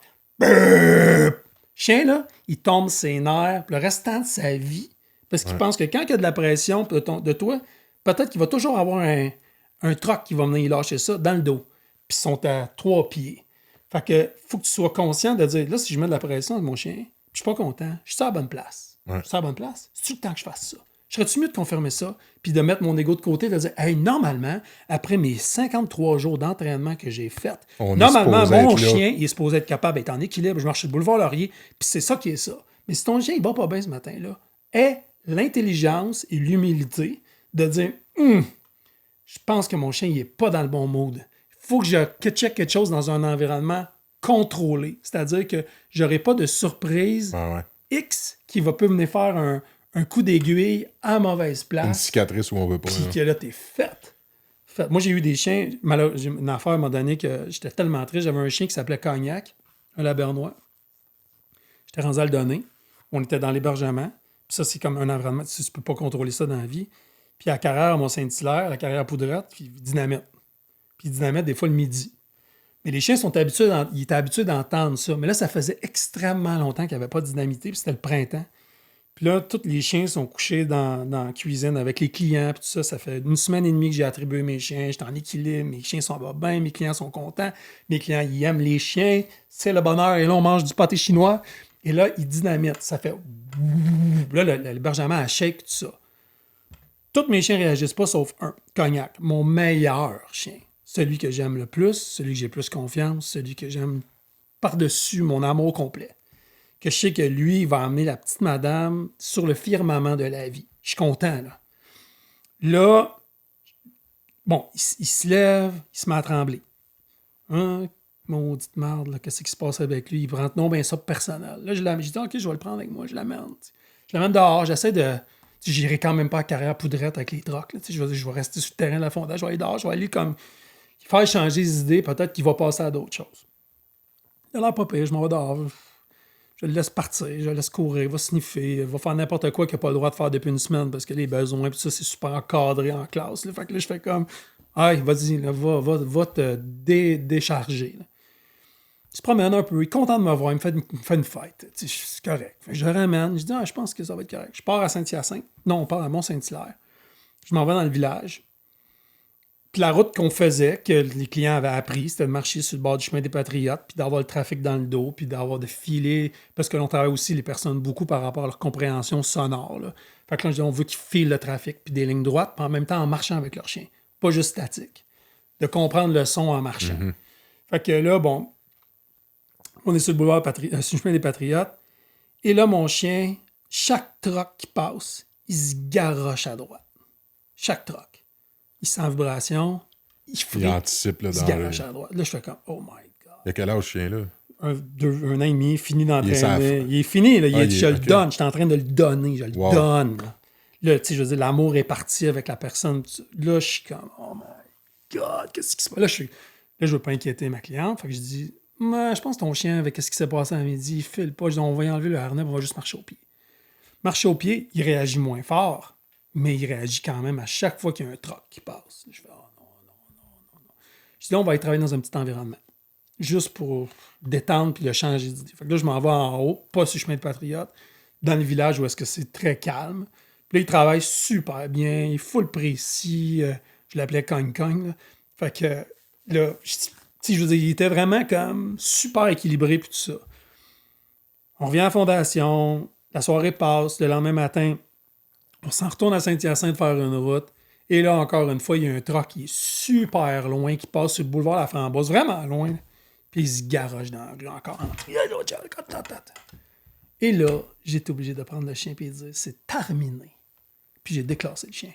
Ça a été la fois que j'ai trouvé ça le plus dur de vivre avec un effet secondaire qui était en dehors de mon contrôle, puis que j'ai été obligé d'arracher, parce que littéralement, par rapport aux personnes, quand on donne des chiens, quand on leur donne, ils sont tellement contents qu'ils font ça de même. Puis quand on les change, c'est comme si on leur arrache une dent. C'est toujours pareil. C'est super dur à gérer émotivement. Puis on n'est jamais toujours... L'expérience fait qu'à un moment donné, tu tombes outillé pour gérer ça, là. Mais c'est très difficile émotivement pour les clientèles, pour les non-voyants qui viennent se chercher des chiens, non-voyants, paraplégiques, peu importe. Là, c'est quand ils ont leur chien, puis que là, ça y est, là, ça fait une semaine et demie qu'ils l'ont, puis ça va bien, puis l'amour est là, puis ils travaillent bien, puis la vitesse est bonne, puis le monde est merveilleux. Puis là, il arrive une affaire de même. C'est comme si je te disais, bouge pas, là, je vais te donner un bon coup de marteau sur l'orteil. Parce que là, je vais te demander d'être aussi disponible avec un chien, peut-être que tu sais pas c'est qui. Puis peut-être que tu aimeras peut-être moins. Mais il faut que tu sois aussi amoureux de lui. Là, je demande quelque chose de vraiment compliqué émotivement à quelqu'un qu'il faut qu'il se revise sur un dizaine parce que la classe, ça dure juste un mois. On n'en a pas pour 6 ans. Il faut que ton chien, il faut que tu bâtisses ta confiance. Fait que c'est super tough. J'ai trouvé ça dur, ce bout-là. Là.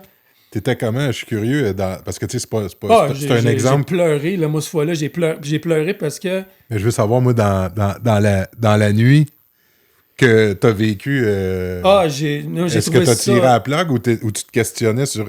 Il s'est passé de quoi aujourd'hui? Est-ce que je vais être capable de déprogrammer ça, entre guillemets? En fait, je me suis dit que le chien, c'était plus ramenable. Parce que c'était parti dans un côté déraisonnable. C'est sûr que comme chien guide, c'est un chien qui pourrait pas jamais travailler parce que là, on tombe dans du comportement excessif, imprévisible. Mais tu n'avais une Christie de bonne idée la veille avant même de réessayer des choses avec le chien. J'ai vu en le lisant, là, comme quand j'ai vu comment il a réagi, j'ai fait oh, something's wrong. Tu sais, vraiment, là, tous mes drapeaux rouges ont ouvert. Là, j'ai fait non. Tu sais, mais je me suis dit, mais en même temps, j'avais une historique avec ce chien-là. Il était bon, il était résilient, il était fin, il avait un cœur vaillant, il était parfait. Là. Je me disais, j'espère juste que. Mais malheureusement, ça a été la patente hors de mon contrôle. Puis c'est ce qui a fait que j'ai été capable de dormir quand même. C'est que c'est pas Nico qui est allé faire une erreur avec le chien que j'ai poussé trop vite, puis je l'ai amené dans un environnement trop rock'n'roll. Puis là, je l'ai fait comme bouillir trop dans sa tête. Puis il a fait comme non, mais j'aime pas ça, on va travailler, c'est fini. Ça n'a pas été ça, là. Ça a été quelque chose qui était... c'est un contexte. C'est un contexte qui était hors contrôle, puis pour de vrai, c'était vraiment mon meilleur chien. Fait que ça, c'est vraiment... Puis j'en parle souvent de cet exemple-là quand j'étais avec mon monde chez nous parce que il y a toujours un moment dans l'entraînement où est-ce qu'on est challengé. Puis si tu ne te remets jamais en question par rapport à qu'est-ce que tu as entre les mains, comme je disais tantôt, tu es à mauvaise place, tu fais pas la bonne patente dans la vie. Parce que, tu sais, il y a 2 éléments principaux dans l'entraînement, dans ma tête à moi, c'est, puis on a un peu effleuré le sujet, tu sais, tantôt, récompenser et punir. Ouais. Puis, tu sais, pour moi, dans mon évolution, là, c'est que j'ai compris, j'ai plus appris dans mes débuts par rapport à des principes de contrôle et de punition. Ouais. L'entraîneur avec qui j'ai appris, c'était ça. Ouais. Il m'a rendu un crise de service parce que ce qu'il m'a appris là, c'est peut-être j'ai clairement mal puni des chiens, mais j'ai appris un peu au détriment d'eux autres, mais j'ai jamais été dans ce que je pensais à l'époque être l'abus. Parce qu'on me l'a appris comme ça. Et dans le temps, on parlait pas des chiens comme on en parle aujourd'hui, puis il n'y avait pas de loupe, puis des entraîneurs, il y en avait peu. Fait que on m'a appris ça, je l'ai appliqué. J'ai appris énormément à travers ça. Là où je m'en allais avec ça, c'est qu'à un moment donné, j'ai compris que punir, c'est un art, puis que récompenser, c'est un art. Parce que juste punir, c'est facile. Juste récompenser, c'est facile. Mm-hmm. Ce qui est difficile dans la récompense, c'est quand on comprend que ce qu'on a récompensé, c'est un effort. Et là, il faut identifier l'effort. Mm-hmm. Fait que récompenser, c'est facile. Ben oui. Pitcher de la bouffe, payer un employé, lui donner des bonus, c'est facile. Mais de payer et de récompenser un effort, ça demande des années d'expérience et c'est la même chose pour la punition. Fait que quelqu'un qui maîtrise uniquement... qui maîtrise. Ben, qui dit plus oui que non. Là. Qui dit plus oui que non. Ouais. Il manque énormément d'éléments juste dans la façon de récompenser parce que la journée on est capable de décortiquer les actions puis qu'on comprend qu'on récompense un effort puis que l'effort va toujours se déplacer. Là, c'est là, tantôt, quand tu disais qu'il faut toujours spinner dans notre tête quand on entraîne un chien, c'est que cet effort-là, on est capable d'identifier 5 secondes après, il est peut-être à une autre place. Exact. Le lendemain, il est ailleurs. Puis à un moment donné, il y a des comportements qui sont acquis. Exact. Fait qu'on a pu, quand tu me disais, je reviens à Roulotte, j'ai fait le tour du parc La Fontaine, j'ai fait ma journée, je reviens, j'y en donne une. Tu y en donnes une parce que ça te fait plaisir de dire à ton body, faites une belle job, mais t'es pas en train de récompenser. Tu récompenses un effort global à ce moment-là, puis tu te fais du bien à toi, tu te récompenses aussi. Ben, c'est une façon de le souligner. Excuse, Nico. Vas-y. Je veux juste pas perdre le fil, puis je te laisse faire du millage là-dessus. Mais ça, là, c'est presque l'histoire d'une vie. Et là, je parle juste de récompenser. Là. Ouais. Okay? Punir, c'est aussi exigeant. Parce que quand on a compris que punir, c'est bénéfique, puis qu'on est capable de punir, puis d'encadrer pour des raisons qui sont saines avec des objectifs clairs. Exact. Puis qu'on comprend que ça aussi, c'est pas une science exacte, puis ça va se déplacer autant que... Dans le fond, quand on punit un comportement, on punit pas le chien. Puis, faut être capable de punir... Je vais te le résumer, tu sais. Une bonne punition, c'est quand on punit l'intention. Fait qu'il faut être capable d'identifier cette intention-là. Ça tombe encore dans la lecture. Exact. Fait que ça, moi, une des raisons pourquoi j'ai jamais osé fonder une école, c'est parce que je me suis dit, j'ai pas trouvé, moi, comment je pourrais transmettre ça. Puis je me suis dit, si moi, je devenais un prof, même si j'avais juste un élève, il faudrait que j'aille trouver le chemin pour y enseigner ça. Puis mon chemin à moi, c'est comme autodidacte, c'était un paquet d'erreurs puis un paquet de bons coups. Puis je sais qu'aujourd'hui, tu me ramènes un nouveau chien, ça va aller plus vite, mais il faut tout le temps, comme tu l'as bien dit tantôt, il va toujours falloir que ça spinne dans ma tête pour savoir quand et pourquoi je récompense et quand et pourquoi je punis. Exact. Puis là, on bâtit. Quand on a bien compris ça, pour moi, le chien devient bien dans sa tête. Puis là, on commence à bâtir une relation. Exact. Et là, quand on a une relation, on n'a presque plus besoin de punir, on n'a presque plus besoin de payer parce qu'on se comprend, on se trace et on se donne des signaux qui sont subtils. Exact. Fait qu'on tombe dans la subtilité. C'est pour ça que les gens font comme « Hey, j'ai l'impression que, tu sais, puis toi aussi, puis je pense que tous les gens que tu connais qui sont d'un chien depuis longtemps, hey, j'ai l'impression que tu fais juste regarder ton chien puis il comprend ce que tu dis. » Mais oui, mais c'est sûr, man. Tout notre corps est un signal. Mm-hmm. Puis, tu sais, qu'est-ce que tu dis par rapport la punition, la récompense? C'est pour ça que tantôt, j'ai parlé de négociation. Ouais. Quand tu es en train, tu négocies. Tu négocies parce que tu dis, moi, je vais mettre des limites. Parce que ça reste que tu es le chien, puis moi, je suis le gars. On s'entend sur déjà cette base-là. Maintenant, moi, j'ai le goût de ça avec moi, par exemple. J'ai le goût de ça, mon chum. Mm-hmm. Pour de vrai. Pas une joke. Là. Pas, je veux pas que tu aies l'air de juste mon chien gentil devant les autres. Je veux que tu sois mon chum pour de vrai. Fait que là, tu bâtis ton contact, mais tu mets des limites. C'est quoi les limites? Quand tu rentres dans l'enclos, puis tu me sors, puis tu viens me japper dans les oreilles dans même, c'est sûr que j'aime pas ça. Là, j'en ai 4 qui me font ça. Non. Fait que là, tu t'installes déjà une limite. C'est pas de la punition. C'est des lignes. Tu dis, traversez pas celle-là. Traversez pas ça. Sinon, il y a une conséquence. Sinon, je veux dire, je vais me fâcher. Puis là, c'est pour ça que des fois, les gars de chiens ont l'air des débiles. On crie après les chiens. Les mocheurs crient tout après le chien. Tout le monde crie après le chien. On a l'air des débiles. Mais dans le fond, on est des comédiens. Parce qu'on crie une seconde, puis la seconde d'après, on est content. Mm-hmm. Puis ça, moi, je le dis souvent à mes instructeurs. Je dis, c'est un peu une pièce de théâtre, entraîner des chiens. Tu rentres dans le chien. Hey! C'est beau les chiens, comment ça va? Mm-hmm. On n'est pas dans une étable avec des vaches, des chevaux. Les chevaux sont toujours zen, c'est sûr. Tu rentres dans une étable, ça sent bon. Les chevaux sont là, ça picosse, c'est smooth. Les chiens, ça rentre, ça saute, ça mange tout. Là, ça se bat. c'est bol. Moi, qu'est-ce que je fais comme entrevue? Là, je fais du coq à l'âne, mais comme entrevue pour les gens qui appliquent pour entraîner des chiens chez nous, puis qui n'ont jamais été dans un chenil de leur vie. Ben moi, j'ai fait rentrer à 7 h le matin dans le chenil, j'ai 85 chiens qui jappent, puis je regarde juste comment ils sont. Juste de vivre l'énergie d'un chenil du matin, quand ça s'empisse, puis que ça jappe, puis il fait chaud, puis les chiens sont tous contents de nous voir, dans le fond, à 10 sur 10. Comment tu vas être là-dedans? Quand t'as pas eu le temps de finir ton premier café, là.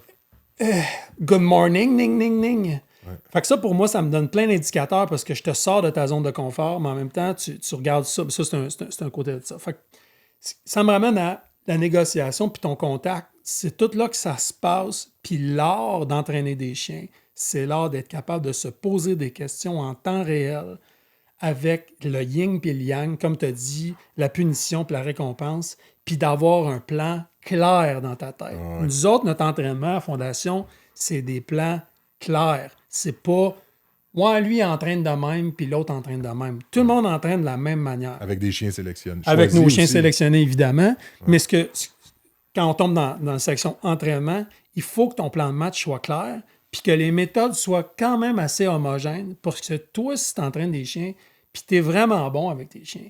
Mais même matin, tu te casses la gueule en skidoo, puis là, tu es pogné chez vous pour 6 mois. Ça, c'est une gang de chiens complets. Il faut que tes chiens soient capables de les transférer à quelqu'un d'autre, puis que ça ne prenne pas 1 mois et demi à l'autre à dire comprendre. Mathieu, t'es rendu où là, avec ces chiens-là? Ah, il y en avait, n'était pas tout à fait fait. Ah, les obstacles, finalement, c'était pas tout à fait clair. Là, tu es en train de retravailler le bout de l'autre. Là, on perd du temps, c'est épouvantable. Puis au bout de la ligne, à un moment donné, ça reste quand même qu'il faut être efficace dans notre entraînement, puis il faut se comprendre. Fait que les discussions qu'on a entre entraîneurs puis les apprentis, puis d'ailleurs, je m'excuse à beaucoup de gens qui ont travaillé chez nous, comme quand j'étais un débutant enseignant, j'étais pas facile, puis j'étais pas fin. Parce que pour moi, j'avais des évidences au niveau de la lecture que je comprenais tellement pas comment que le monde voyait pas clair de leur chien, puis j'étais pas tout à fait équilibré avec les apprentis. J'ai pas toujours été fin, là. Nico, par rapport à la... Je suis très curieux du comment ça se fait, cette passation-là des pouvoirs à travers la formation, les instructeurs. Mais il y a aussi de toi à ton père, là, dans tout ça, au niveau de... Parce que il y a eu sûrement des questionnements par rapport à ton père, à quand je fais progresser mon gars. Il a trouvé que je progressais pas mal vite. puis toi, après ça, qui a dû se poser la même question par rapport à ce que c'est devenu aujourd'hui. Fait que je vais t'entendre sur en fait, l'enseignement, écoute, j'ai du monde chez nous, ça fait 30, 40 ans qu'ils entraînent des chiens. C'est Jacques Morin, il a travaillé avec mon père au début de Mira. C'est lui qui me donnait des lifts quand le chenil était... Quand on a bâti le chenil et on restait à Belleuil, mais c'était lui qui me donnait des lifts sur sa moto parce que moi, je nettoyais le chenil les fins de semaine.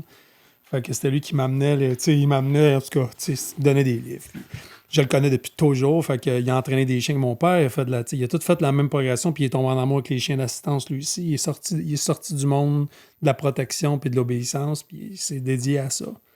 Encore, je pense que c'est pour le propos d'entraîner des chiens pour quelqu'un qui en a besoin, qui fait du sens. Je pense qu'il y a des entraîneurs qui ont cette quête-là dans la vie. Fait que j'ai ce gars-là qui enseigne, qui a un background extraordinaire, qui n'est pas pareil comme, qui n'a pas la même signature comme entraîneur que moi ou mon père, mais qui a tellement un background intéressant, puis sa vision des chiens, puis tout ça. Puis c'est important, je trouve, d'amener la vision de différentes personnes en s'entendant sur une ligne de fond. On se dit, OK, la ligne de fond est là, si on s'en va pas, on déroge pas de cette ligne-là. Mais le reste... c'est un entraîneur qui est encore là. Oui, il est encore là. Il est rendu... il fait de la formation, puis il fait des projets spéciaux. Là, nos chiens qu'on est en train de travailler avec les palais de justice, les chiens d'assistance judiciaire. Oui. Fait que je travaille avec lui parce que au niveau de l'entraînement, c'est pas si simple, mais c'est compliqué comme job à la fin. C'est-à-dire que c'est des chiens qui se promènent beaucoup, qui ont beaucoup de contacts avec des gens. Puis en tout cas, c'est quand même on découvre là, c'est quoi les subtilités par rapport à ce rôle-là que le chien a dans la vie. Mm-hmm. Donc, lui enseigne. J'ai Karen Winter qui travaille aussi, qui est une super fille que ça fait 40 ans qu'elle entraîne des chiens. Elle travaillait des chiens en Ontario avant. Elle a suivi mon père au début des années 90. Elle a décidé de suivre... elle trippait sur la méthode d'entraînement qu'on avait à la Fondation versus ce qu'elle faisait en Ontario. Puis elle a décidé de suivre mon père. est restée au Québec, puis depuis ce temps-là, elle a toujours été avec nous autres. Fait qu'elle aussi, elle enseigne. Fait que c'est quelqu'un avec un gros background, mais tu sais, puis je sais qu'on s'entend tous, les instructeurs. Tout le monde a eu une signature. Puis il faut en avoir une signature. Si t'as pas de signature, ça marche comme pas. Tu deviens un apôtre. Ben, c'est à cause que t'es qui là, avec tes chiens. Faut que tes chiens aient une signature. C'est correct d'avoir une signature. Après ça, ben, il y a un cadre. Bon, c'est correct là, que tes chiens soient peut-être un peu plus enjoués. Ou, moi, mes chiens étaient toujours. Moi, j'avais plus ma signature à moi. Mes chiens étaient très, très lousses, très ronds. Super contrôle, mais j'étais très rond dans mes chiens. Moi, je passais plus de temps que les autres, disons, à partir à la ferme.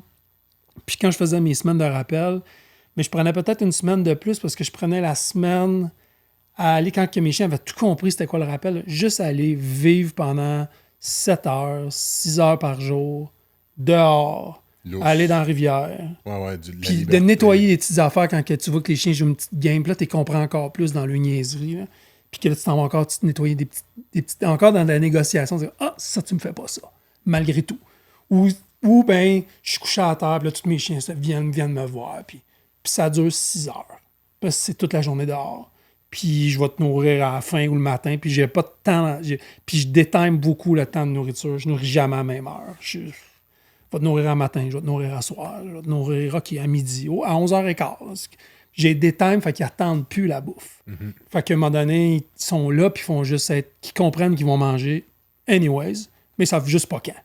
Fait qu'ils arrêtent de penser à ça.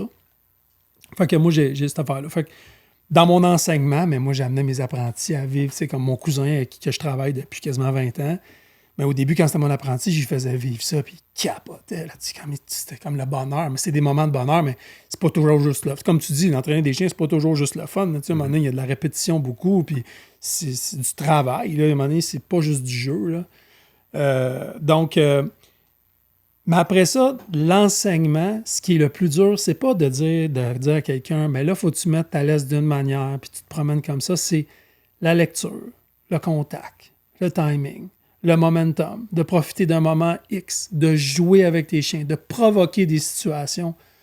Ça, c'est dur. C'est sûr que moi, j'ai jamais eu, à un moment donné, le côté imposteur d'enseigner, mais j'ai enseigné au bon temps. J'ai commencé à enseigner, ça faisait 10 ans que j'entraînais des chiens à temps plein. Ça, 10 ans, ça veut dire que j'avais donné à peu près 70 chiens guides, donnés, livrés, réglés. Là. C'est beaucoup de chiens. Beaucoup d'histoires de cas, des difficultés, donner des chiens à des sourds et aveugles, donner des chiens à du monde en France, donner du monde, j'ai été comme partout, j'ai vécu des environnements. Fait que mon métier, je l'avais quand même bien, j'étais rendu quand même très bien en contrôle. Fait que rendu là, commencer à enseigner un apprenti comme à mon cousin quand il est rentré chez nous, au début, ben c'est sûr qu'il y avait notre relation de cousin, c'était un peu bizarre, mais ça a vite pris le bord parce que il a vu qui j'étais avec les chiens. Puis il a compris que là, bon, OK, il s'en allait à la bonne place, puis je l'amenais tranquillement là-dedans. Puis quand tu enseignes, il faut que tu acceptes que ça prend du temps. Puis que les apprentis, ils passent à travers toutes les mêmes phases qu'on traverse, puis il faut juste les voir venir, puis d'être capable de, sans vouloir sauver du temps, juste de dire « Oh, là, je te vois, là, tu penses que tu as tout compris dans la vie, là, mais tu n'as pas tout compris dans la vie. » Il te reste bien du métier à apprendre. Moi, celui avec qui j'ai appris, il m'avait dit, après à peu près 7-8 ans que j'étais pas né après les chiens, il m'avait dit, tu penses que tu sais tout, mais tu connais rien. Ouais. Ça remet les idées à la bonne place. Ouais.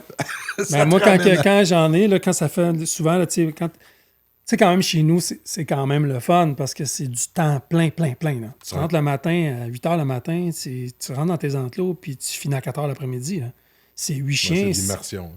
T'es dedans, là, jusqu'aux oreilles, non-stop. Fait que, en temps réel de chien, tu passes beaucoup de temps avec les chiens. Fait que le monde, après 3-4 ans, t'entraîner, disons, dans les chiens d'assistance ou dans les chiens TSA qui sont moins longs à entraîner, t'as traversé, je sais pas moi, une quarantaine, 50 de chiens. T'en as vu, là? Ouais. C'est 8 heures par jour, c'est 40 heures par semaine, t'en vois des chiens. Fait qu'à un moment donné, mais la confiance, non. T'es pas là pour péter la bulle d'aucun apprenti. Mais souvent, je vais dire, oh, là, t'es rendu un conscient incompétent. Là, c'est comme si là, t'es conscient, mais t'es pas là encore. Le vrai turnaround, où est-ce que moi je le vois, où est-ce que les instructeurs, ils ont tu sens que le métier est bien rentré parce qu'ils comprennent tous les tenants aboutissants d'une classe, des clients, des réalités de clientèle, des réalités de chiens, des déceptions, des acharnements avec des chiens qui se sont trompés, tout ça, ça prend 10 ans. Après 10 ans, il y a vraiment un moment... Moi, en tout cas, ça m'a fait ça.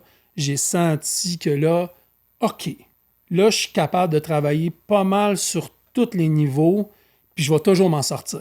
Je ne ferai pas toujours ça parfait. Ça, c'est l'autre bout qu'il faut que tu acceptes. Ça sera jamais toujours parfait. Il y en a que tu vas scorer, là. Tu vas la mettre dans le coin, là, elle va être parfaite. Puis il y en a d'autres comme, oh, OK, c'était pas à coche, mais au moins, je sais que le chien, il marche. Je sais que le client, il l'aime. Je sais que ça marche. Ils sont en sécurité. C'est confortable. Il y a de l'aisance. Je ne me suis pas trompé dans mon pairage. Ça marche. Fait que ça, c'est le métier, là, tout le monde a le droit de se tromper, puis tout ça. Fait que dans l'enseignement, c'est sûr que quand tu dis ça à quelqu'un qui commence à entraîner des chiens, je dis, tu vas être bon dans 10 ans, il trouve la montagne grosse. Mais moi, je le dis toujours, enjoy le début de ton entraînement. Parce que plus tu entraînes des chiens et plus tu avances, plus tu te ramasses avec d'autres responsabilités. Tu fais des classes, tu penses à tes pairages, tu commences à faire des évaluations. Ça te coupe du temps d'entraînement. Donc, quand tu t'en vas entraîner, il faut que tu sois efficace dans ton entraînement.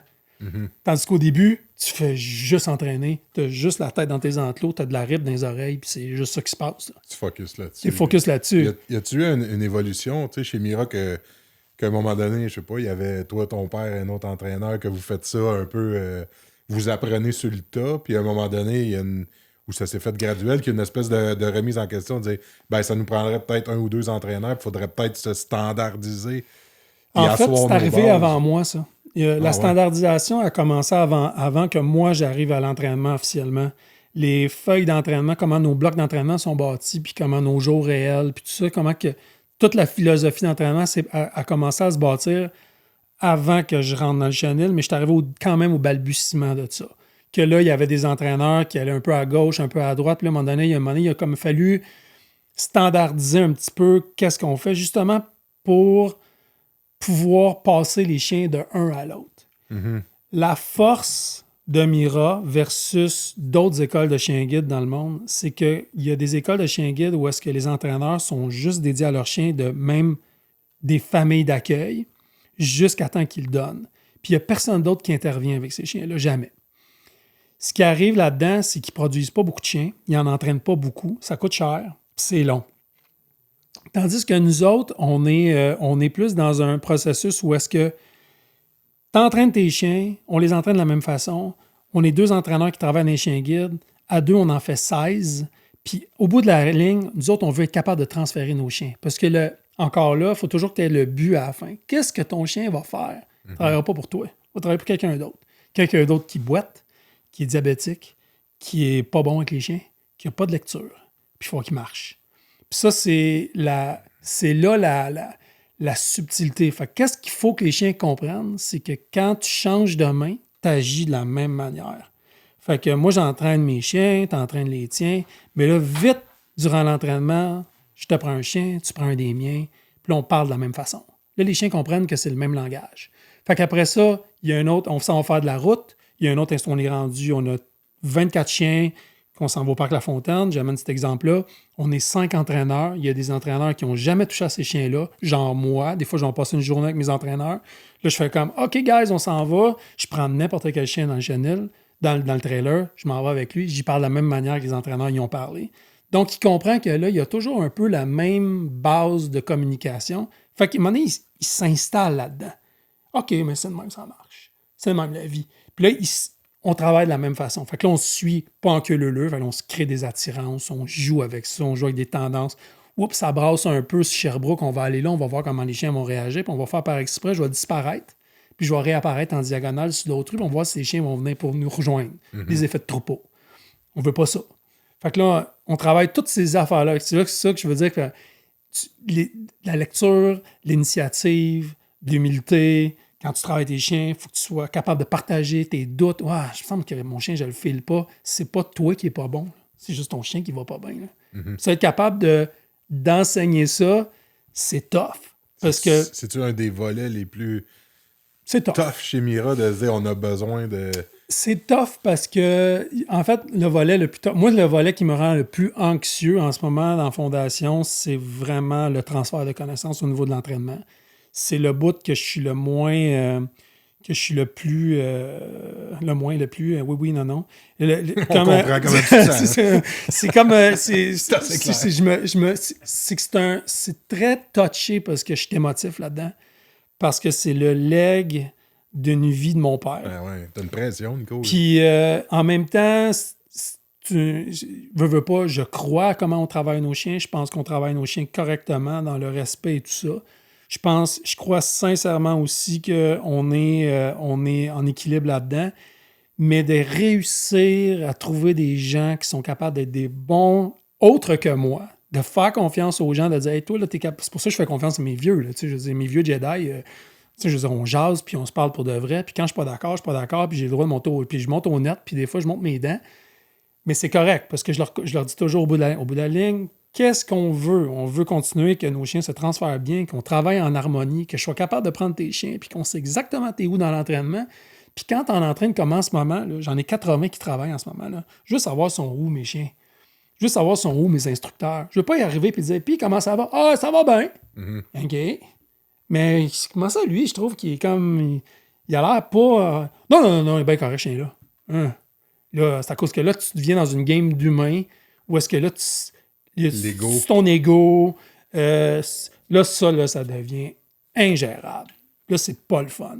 Mais tu sais, à un moment donné, j'ai l'impression que là, tu vieillis dans cette institution-là. Ouais. Je veux dire, c'est un des organismes les plus connus, aimés et reconnus du Québec. Là, quand même. Là, moi, chaque fois que j'entends ça, je fais comme, j'en reviens pas. Là, qui ne connaît pas Mira? Ouais. C'est gros, de porter ça. Puis je me rappelle, si je te cite mal, tu me le diras, mais on jasait à un moment donné autour d'une bière, puis je te questionnais justement sur comment t'évoluais là-dedans. Puis tu m'avais dit, je pense que c'était pas dans ton intention nécessairement de prendre la relève de ça, de Mira, puis qu'à un moment donné, si mon souvenir est pas bon, hein, tu me reprends, mais c'était pas mal clair, je pense, dans ta tête. Puis à un moment donné, t'as vu ton père d'un autre œil qui commençait à vieillir. Puis tu t'es posé la question, si c'est pas moi qui reprends ça, ça va être qui? C'est qui? Puis là, tu me parles de tes préoccupations aujourd'hui, ben peut-être que tu dois vieillir aussi, tu sais. Puis tu dis, j'ai pris le relais, là, tu sais, parce que cette connaissance-là, cette expérience-là, puis ces attentes-là, tu t'es dit, si c'est pas moi, c'est qui? Mais il va y avoir après Nico, à un moment donné aussi. Absolument. Puis, puis pour de vrai, moi, pour mettre les choses en place, moi, j'entraînais mes chiens, j'étais bien heureux, là, j'étais ski bum, je courais à la neige, j'étais en contrôle dans ma job, j'avais des mandats tripants, j'ai été travailler en Europe, on a travaillé avec des Français, on a installé l'école de chien guide pour les enfants là-bas. J'ai travaillé là-dedans. Après ça, on a fait des transferts avec des Brésiliens. J'ai travaillé avec des Brésiliens. Je me suis ramassé dans des environnements complètement flyés avec des chiens guides, avec du monde qui restait dans des maisons avec des planchers de terre, puis des chiens là-dedans, puis des chiens qui faisaient les vidanges autour de mes chiens qui travaillaient. Je veux dire, j'ai vécu des affaires tellement tripantes qui ont été formateurs pour moi comme entraîneur puis comme humain, parce que j'ai vu des affaires qui sont... Quand je revenais à la fondation, je fais comme, OK, on est vraiment en très grosse business, là, ça va. Je veux dire, on est bien ici avec nos chiens, puis c'est comme si tu fais, OK, ça va bien. En France, c'est compliqué. Les traverses de rue, les ronds-points, les non-voyants, c'est compliqué. Ils ont plein de tapis tactiles, là, mais je veux dire, ça reste quand même que les rues piétonnes, des fois, c'est comme des rues piétonnes, puis le chien s'en va où là-dedans? Puis ça, puis être capable de construire des chiens guides là-dedans, c'est quand même compliqué. Fait que tu me dis, tu revenais, puis t'étais fier. Ben, j'étais fier parce que je sortais avec des mandats quand même assez complexes, puis tout ça. Puis finalement, au bout de la ligne, je me rends compte que tout ce bagage-là, puis le moment où est-ce que moi, j'avais cette liberté-là, puis que, comme tu dis, que j'ai vu mon père, à un moment donné, je le voyais vieillir, évidemment, puis tout ça. Puis là, j'étais comme, bon, là, je suis rendu une trentaine d'années, j'ai jamais voulu travailler comme lui. Là. Je trouvais qu'il travaillait ben trop. Je trouvais qu'il n'était pas libre. J'aimais pas ça. Moi, j'avais pas ce but-là dans la vie. Moi, j'étais bien. J'étais dans mon chi. Mais là, je voyais ça. Puis là, je me suis dit, si c'est quelqu'un d'autre qui vient gérer la fondation puis qui ne comprend pas les chiens, on est dans le jus. Parce que le nerf de la guerre de Mira, c'est les chiens. Si on n'a pas de bons chiens, on donne plus de chiens. Puis si on donne plus de chiens, il n'y a plus de Mira. Ça ne marche plus. Là. Fait que tout le transfert de connaissances que mon père a fait, qui est magistral, à un moment donné, ça prenait quelqu'un pour porter le flambeau. Personne pensait que j'aurais été capable de relever le défi pour plein de raisons, parce que j'avais pas le mindset entrepreneurial, business, ça m'intéressait pas. Il y en a qui devaient remettre en question ben aussi là, je veux dire, même, ta scolarité. Ma scolarité, tout ça. Fait que, tu sais, bon, là, je me suis challengé, j'ai été chanceux, j'ai été à l'école d'entrepreneurship de Beauce, puis ça a été la première fois que j'ai pu voir qu'est-ce que je valais en dehors du giron des gens de Mira. C'est-à-dire que, tu sais, avec les administrateurs de la fondation, ou tous ceux qui me connaissent depuis toujours, bon, c'est correct, c'est Nico, ça va, j'ai un contact avec, j'ai jamais été gêné, j'étais un enfant unique, fait que j'ai grandi avec des adultes, fait que moi, quand j'avais 11 ans, puis j'étais à une soirée de temps avec des adultes qui soupaient ensemble, je parlais avec le monde, j'étais avec eux autres, j'étais pas un petit gars gêné, retiré, fait que j'ai jamais eu de problème d'avoir de contact avec les adultes, fait que dans le giron de Mira, avec les administrateurs, tout ça, c'était bien, mais qu'est-ce que je valais autre avec des gens qui sont de la relève, puis tout ça, puis là, je me suis rendu compte que OK, mais je tirais vraiment bien mon épingle du jeu. Ça. J'ai adoré ça. Ça a été une super expérience très formatrice, à plein de niveaux. Toi, tu as passé de scolarité secondaire 5 à l'école d'entrepreneurship. Ouais, c'est ça. Puis tu sais, l'école d'entrepreneurship, c'est une école qui est super intéressante parce qu'elle est parfaite pour moi. C'est-à-dire qu'il n'y a rien d'officiel. C'est humain, c'est des expériences, c'est du concret terrain. Puis ça marche pour moi. Ça me parle. Moi, quand M. Coutu vient parler de ses expériences, ben, c'était super important. Après ça, il y en a eu plein là, qui ont été déterminants comme personnes qui sont venues parler d'entreprise puis d'enjeux que moi, je pensais que j'étais tout seul au monde à vivre puis que finalement, on était 30 dans la classe à vivre tous les mêmes enjeux, mais à différents niveaux. Ça a tellement fait du bien. Tu sais. Puis j'ai appris plein de trucs au niveau gestion puis tout ça. Bon, ça, c'est correct.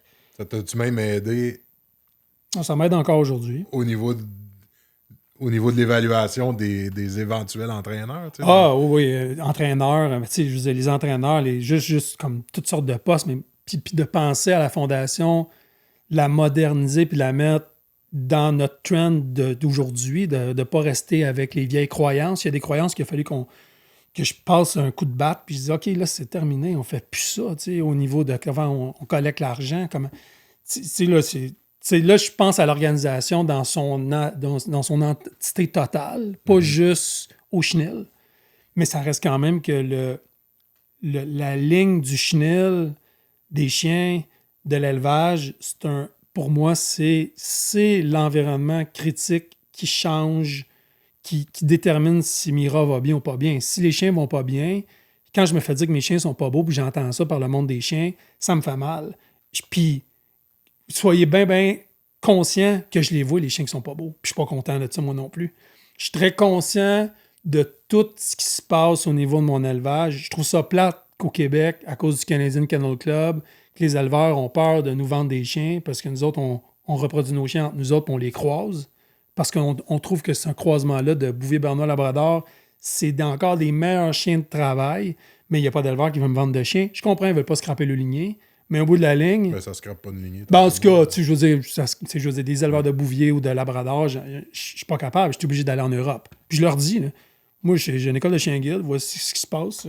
Ils me vendent des chiens, puis je les amène, puis je vais chercher des chiens en France. Puis, monsieur, c'est un Français. Là. Pas d'accent. Hein. Correct. Mais sauf que ce que je veux dire, c'est qu'il est. Correct. Non, mais ce que. Non, mais j'ai mes amis français, là, j'en ai beaucoup. Là. Fait que je les écarte tout le temps. Sauf que c'est ça. Fait que tout ça pour dire que. Comment tu deals avec ça? Tu sais, cet aspect. Tu sais, j'ai une opinion par rapport à tu sais, quand on veut trop. Par rapport à l'élevage, mais je veux pas aller là. Tu sais, de trop typer à un moment donné, ces lignées, ça peut. On peut Mais moi, je veux pas qu'on type nos lignées. Moi, je veux typer du tempérament. Puis en même temps, mais je trouvais que nos chiens, à un moment donné, oui, effectivement, il y a une erreur que mon père a faite, puis je le dis, puis on se le dit à l'interne. Puis c'est clair et net, à un moment donné, il a voulu trop pousser comme notre type Saint-Pierre. Ouais. Puis ça a hypothéqué nos conformations trop. Là. Je veux dire, on avait des chiens tout croche, puis là, ça fait que des chiens boitent, puis c'est tout croche. Puis là, je veux dire, ça marche pas, là. Fait qu'à un moment donné, il a fallu quand même avoir l'humilité de dire non, là, on arrête, là.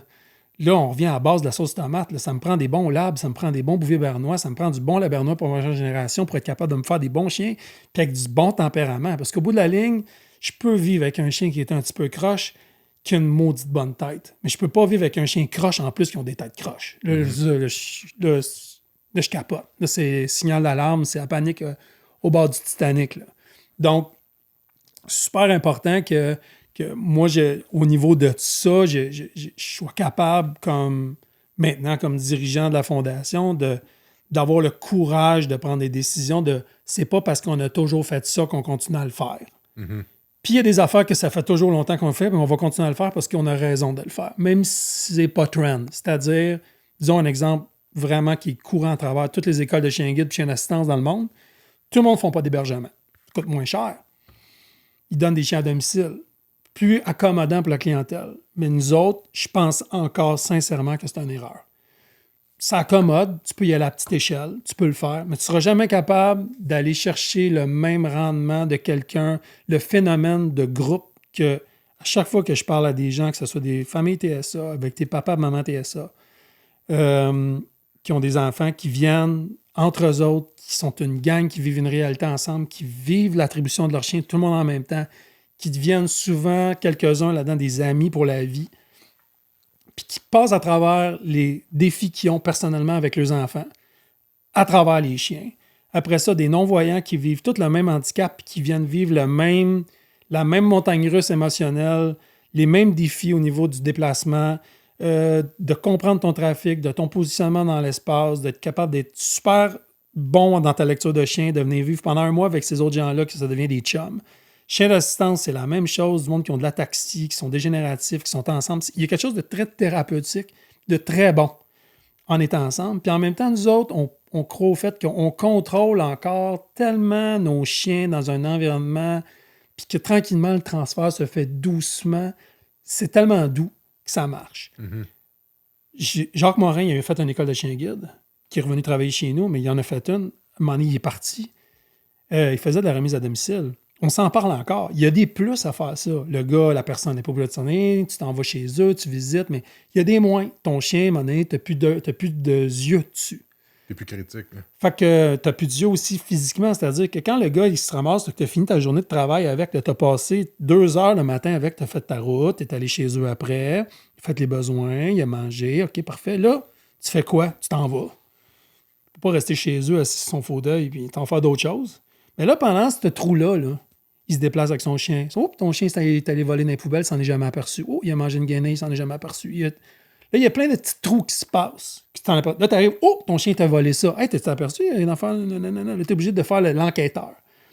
Mais le chien, pendant qu'il fait ça, il a gagné quelques points. Fait que là, au niveau de l'obéissance, il y a un petit peu de trichage qui se passe. Fait que l'efficacité de l'équipe, on perd des petites pins là, que tu n'es pas capable d'intervenir. Tandis qu'à la fondation, ben ça n'arrive pas, ça. Ils sont toujours dans nos faces. Il y a toujours un instructeur qui reste 24 heures sur 24 sur place. Fait qu'il y a toujours du monde là. Fait que de la manière que quelqu'un se lève de son fauteuil, puis qui écoutait tes games de hockey, on écoutait le Canadien qui est en train de perdre.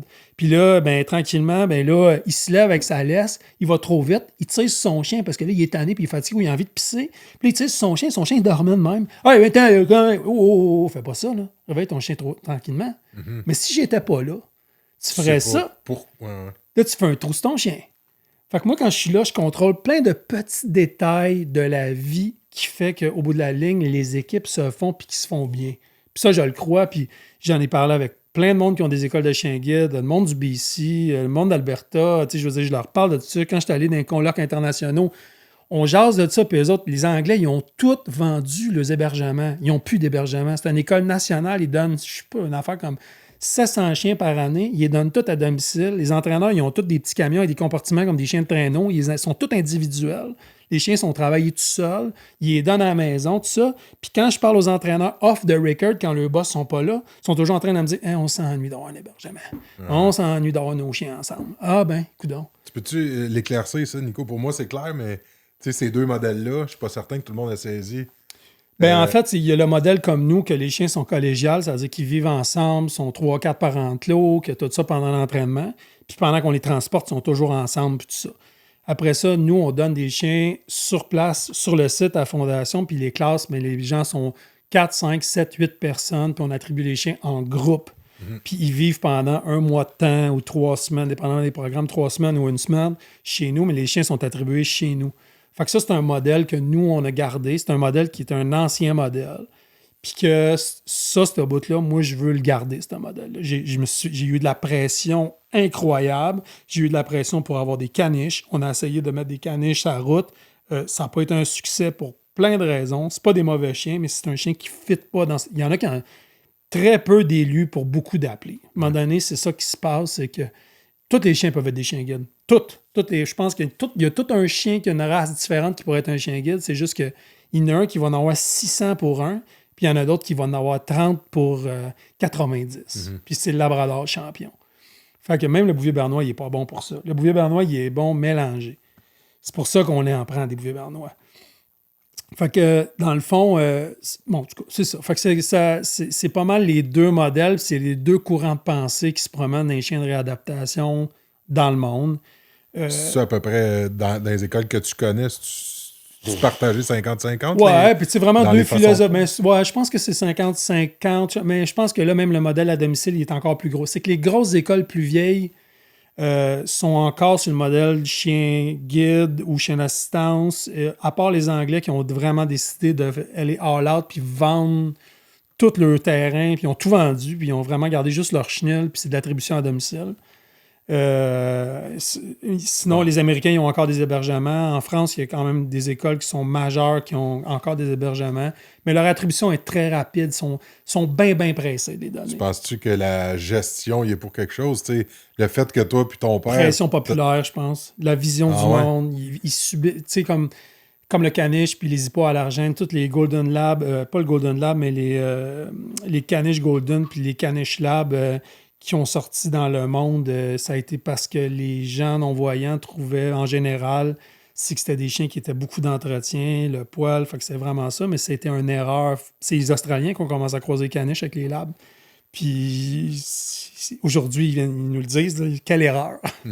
Quelle erreur, ça a tellement pas bien été, ce chien-là. Mais ils ont essayé de quoi? Tu sais, je veux dire, c'est correct. Moi, j'ai pas de problème à ce que tu essayes de quoi pour qu'au bout de la ligne, le but ultime, c'est d'essayer de faire un chien comme qui est ultime au niveau du travail. Tu sais. Fait que c'est ça. Fait que ça dans le fond, moi, je pense que le fait que tu sois là, puis que tu sois dans... Les origines sont encore là chez Mira. Ouais. Je suis convaincu que au niveau gestion puis impact sur l'entreprise, ça a son effet. J'ai peur que peut-être que si, on est tous d'un peut-être, mais si un jour il n'y a plus du sang de Saint-Pierre dans Mira, ben peut-être qu'on peut être tenté comme gestionnaire d'aller vers la facilité. Ben oui, puis je te dirais que même j'ai un peu stressé du monde l'année passée parce que j'ai commencé à le dire, puis là, je me suis fait dire d'arrêter de le dire, mais je le dis pas. Mais je fais juste dire qu'est-ce que j'ai dit cet été. C'est qu'à un moment donné, en conférence avec Pierre Brassard, il me parle un peu de ça. Bon, toi, comment tu te vois dans 20 ans? Là, parce que là, j'ai une petite fille avec ma blonde. Puis là, est-ce que ça va être Charlie qui va prendre la relève? Je disais, hey, à 2 ans et demi, je dis, jamais je vais y mettre la pression de prendre la Fondation Mira sur ses épaules. Premièrement, je ne sais même pas si elle aime les chiens. Là, je le sais, à 2 ans et demi, je sais qu'elle aime les chiens, mais au début, j'étais comme là, j'ai aucune idée. Puis non seulement ça, c'est qu'il faut accepter le fait qu'à un moment donné, il n'y aura plus de Saint-Pierre à bord. Là. Je veux dire, c'est officiel. Ma job comme gestionnaire, c'est comme Nico Saint-Pierre, comme le gars de relève de papa puis maman. Il faut que quand je vais mettre quelqu'un en place, je vais mettre quelqu'un en place que je crois sincèrement qui comprend exactement ce qu'il y a à faire au niveau de la gestion des chiens. Je pense pas. Mais ça change quelque chose que tu sois un gars de chien. Mais ça change tout. En fait, je regarde toutes les écoles de chiens guides, c'est pas des gars de chiens. Toutes les boss, c'est pas des gars de chiens. La majorité. C'est clair que ça change. Il y a Bill Thornton à Toronto, pas Toronto, mais à Vancouver, que c'est un gars de chien, mais ça fait très, très longtemps qu'il a entraîné des chiens. Trop longtemps, selon moi. Mais c'est un super chic type. Je l'adore, Bill. C'est un flyer. C'est un chum à mon père. Il est dedans. C'est un gars adorable. On s'astine, c'est franc, c'est parfait. On n'est pas toujours d'accord, mais c'est parfait. Puis pour lui, je suis vraiment la nouvelle génération parce que je dois être... mais là, aujourd'hui, je ne sais peut-être pas, mais il y a 4 ans, j'étais certainement le plus jeune directeur général dans le monde d'une école de chien guide. C'était moi qui étais le plus jeune. Avec l'expérience que j'avais, ça, c'est clair que j'étais pas mal dans le top youngster. Maintenant, bon, c'est sûr que mes idées, je challenge beaucoup la culture du chien guide international. Les tendances qui sont là sont très conservateurs. Je trouve que les conseils d'administration sur des écoles de chiens guides sont très alignés sur les chiffres, ne sont pas alignés sur la qualité des chiens. Ça revient toujours souvent au fait que c'est parce que ça coûte cher. Tu sais, c'est sûr, là, je veux dire, quand tu es 80-90 employés dans une organisation, ça coûte du cash. Là. Puis les chiens, ils coûtent de l'argent, puis ça va extrêmement vite. Maintenant, c'est tout un équilibre de dire, bon, je donne-tu... c'est quoi le but? C'est de donner des bons chiens à des gens. Moi, c'est... mon conseil d'administration, ils savent, là, je suis fatigant. Là, je dis toujours la même affaire. Je dis, pendant la pandémie, on a eu des grosses discussions par rapport à ça, justement. Tu dis, bon, là, nous autres, là, la première affaire qu'il faut faire avec la pandémie, là, c'est comme passer la pandémie. On est une fondation, il n'y a pas rien de garantie que l'argent va rentrer, l'économie, qu'est-ce qui va se passer. Personne n'a une boule de cristal. Fait, comment qu'on gère ça? Je dis, là, on va continuer à donner des chiens. On va en donner 30, mais on va en donner 30 bons. On va commencer de même. Là, l'année prochaine, mais ça, c'est une réflexion de gars de chien. Mais il faut. Parce que quelqu'un qui est juste capable d'analyser des colonnes de chiffres n'aura pas ce réflexe. Exactement. Puis, exactement. Nico, moi, je veux conclure là-dessus pour aujourd'hui parce que je pense qu'on pourrait se parler jusqu'à demain matin. Yes. Puis, moi, je veux conclure sur quelque chose. Et d'abord et avant tout, à mes yeux, à moi, t'es pas le directeur de chez Mira, t'es pas le fils de. T'es un chum avec des connaissances. C'est remarquable. Tes connaissances avec les chiens et comme administrateur aujourd'hui, c'est remarquable. C'est ce que tu fais, c'est beau. Merci beaucoup pour ton implication avec le chien chaud, c'est un gros plus. Ben, quand tu veux, Mathieu, pour de vrai, je suis là, moi. J'aime ça jaser, ça paraît-tu?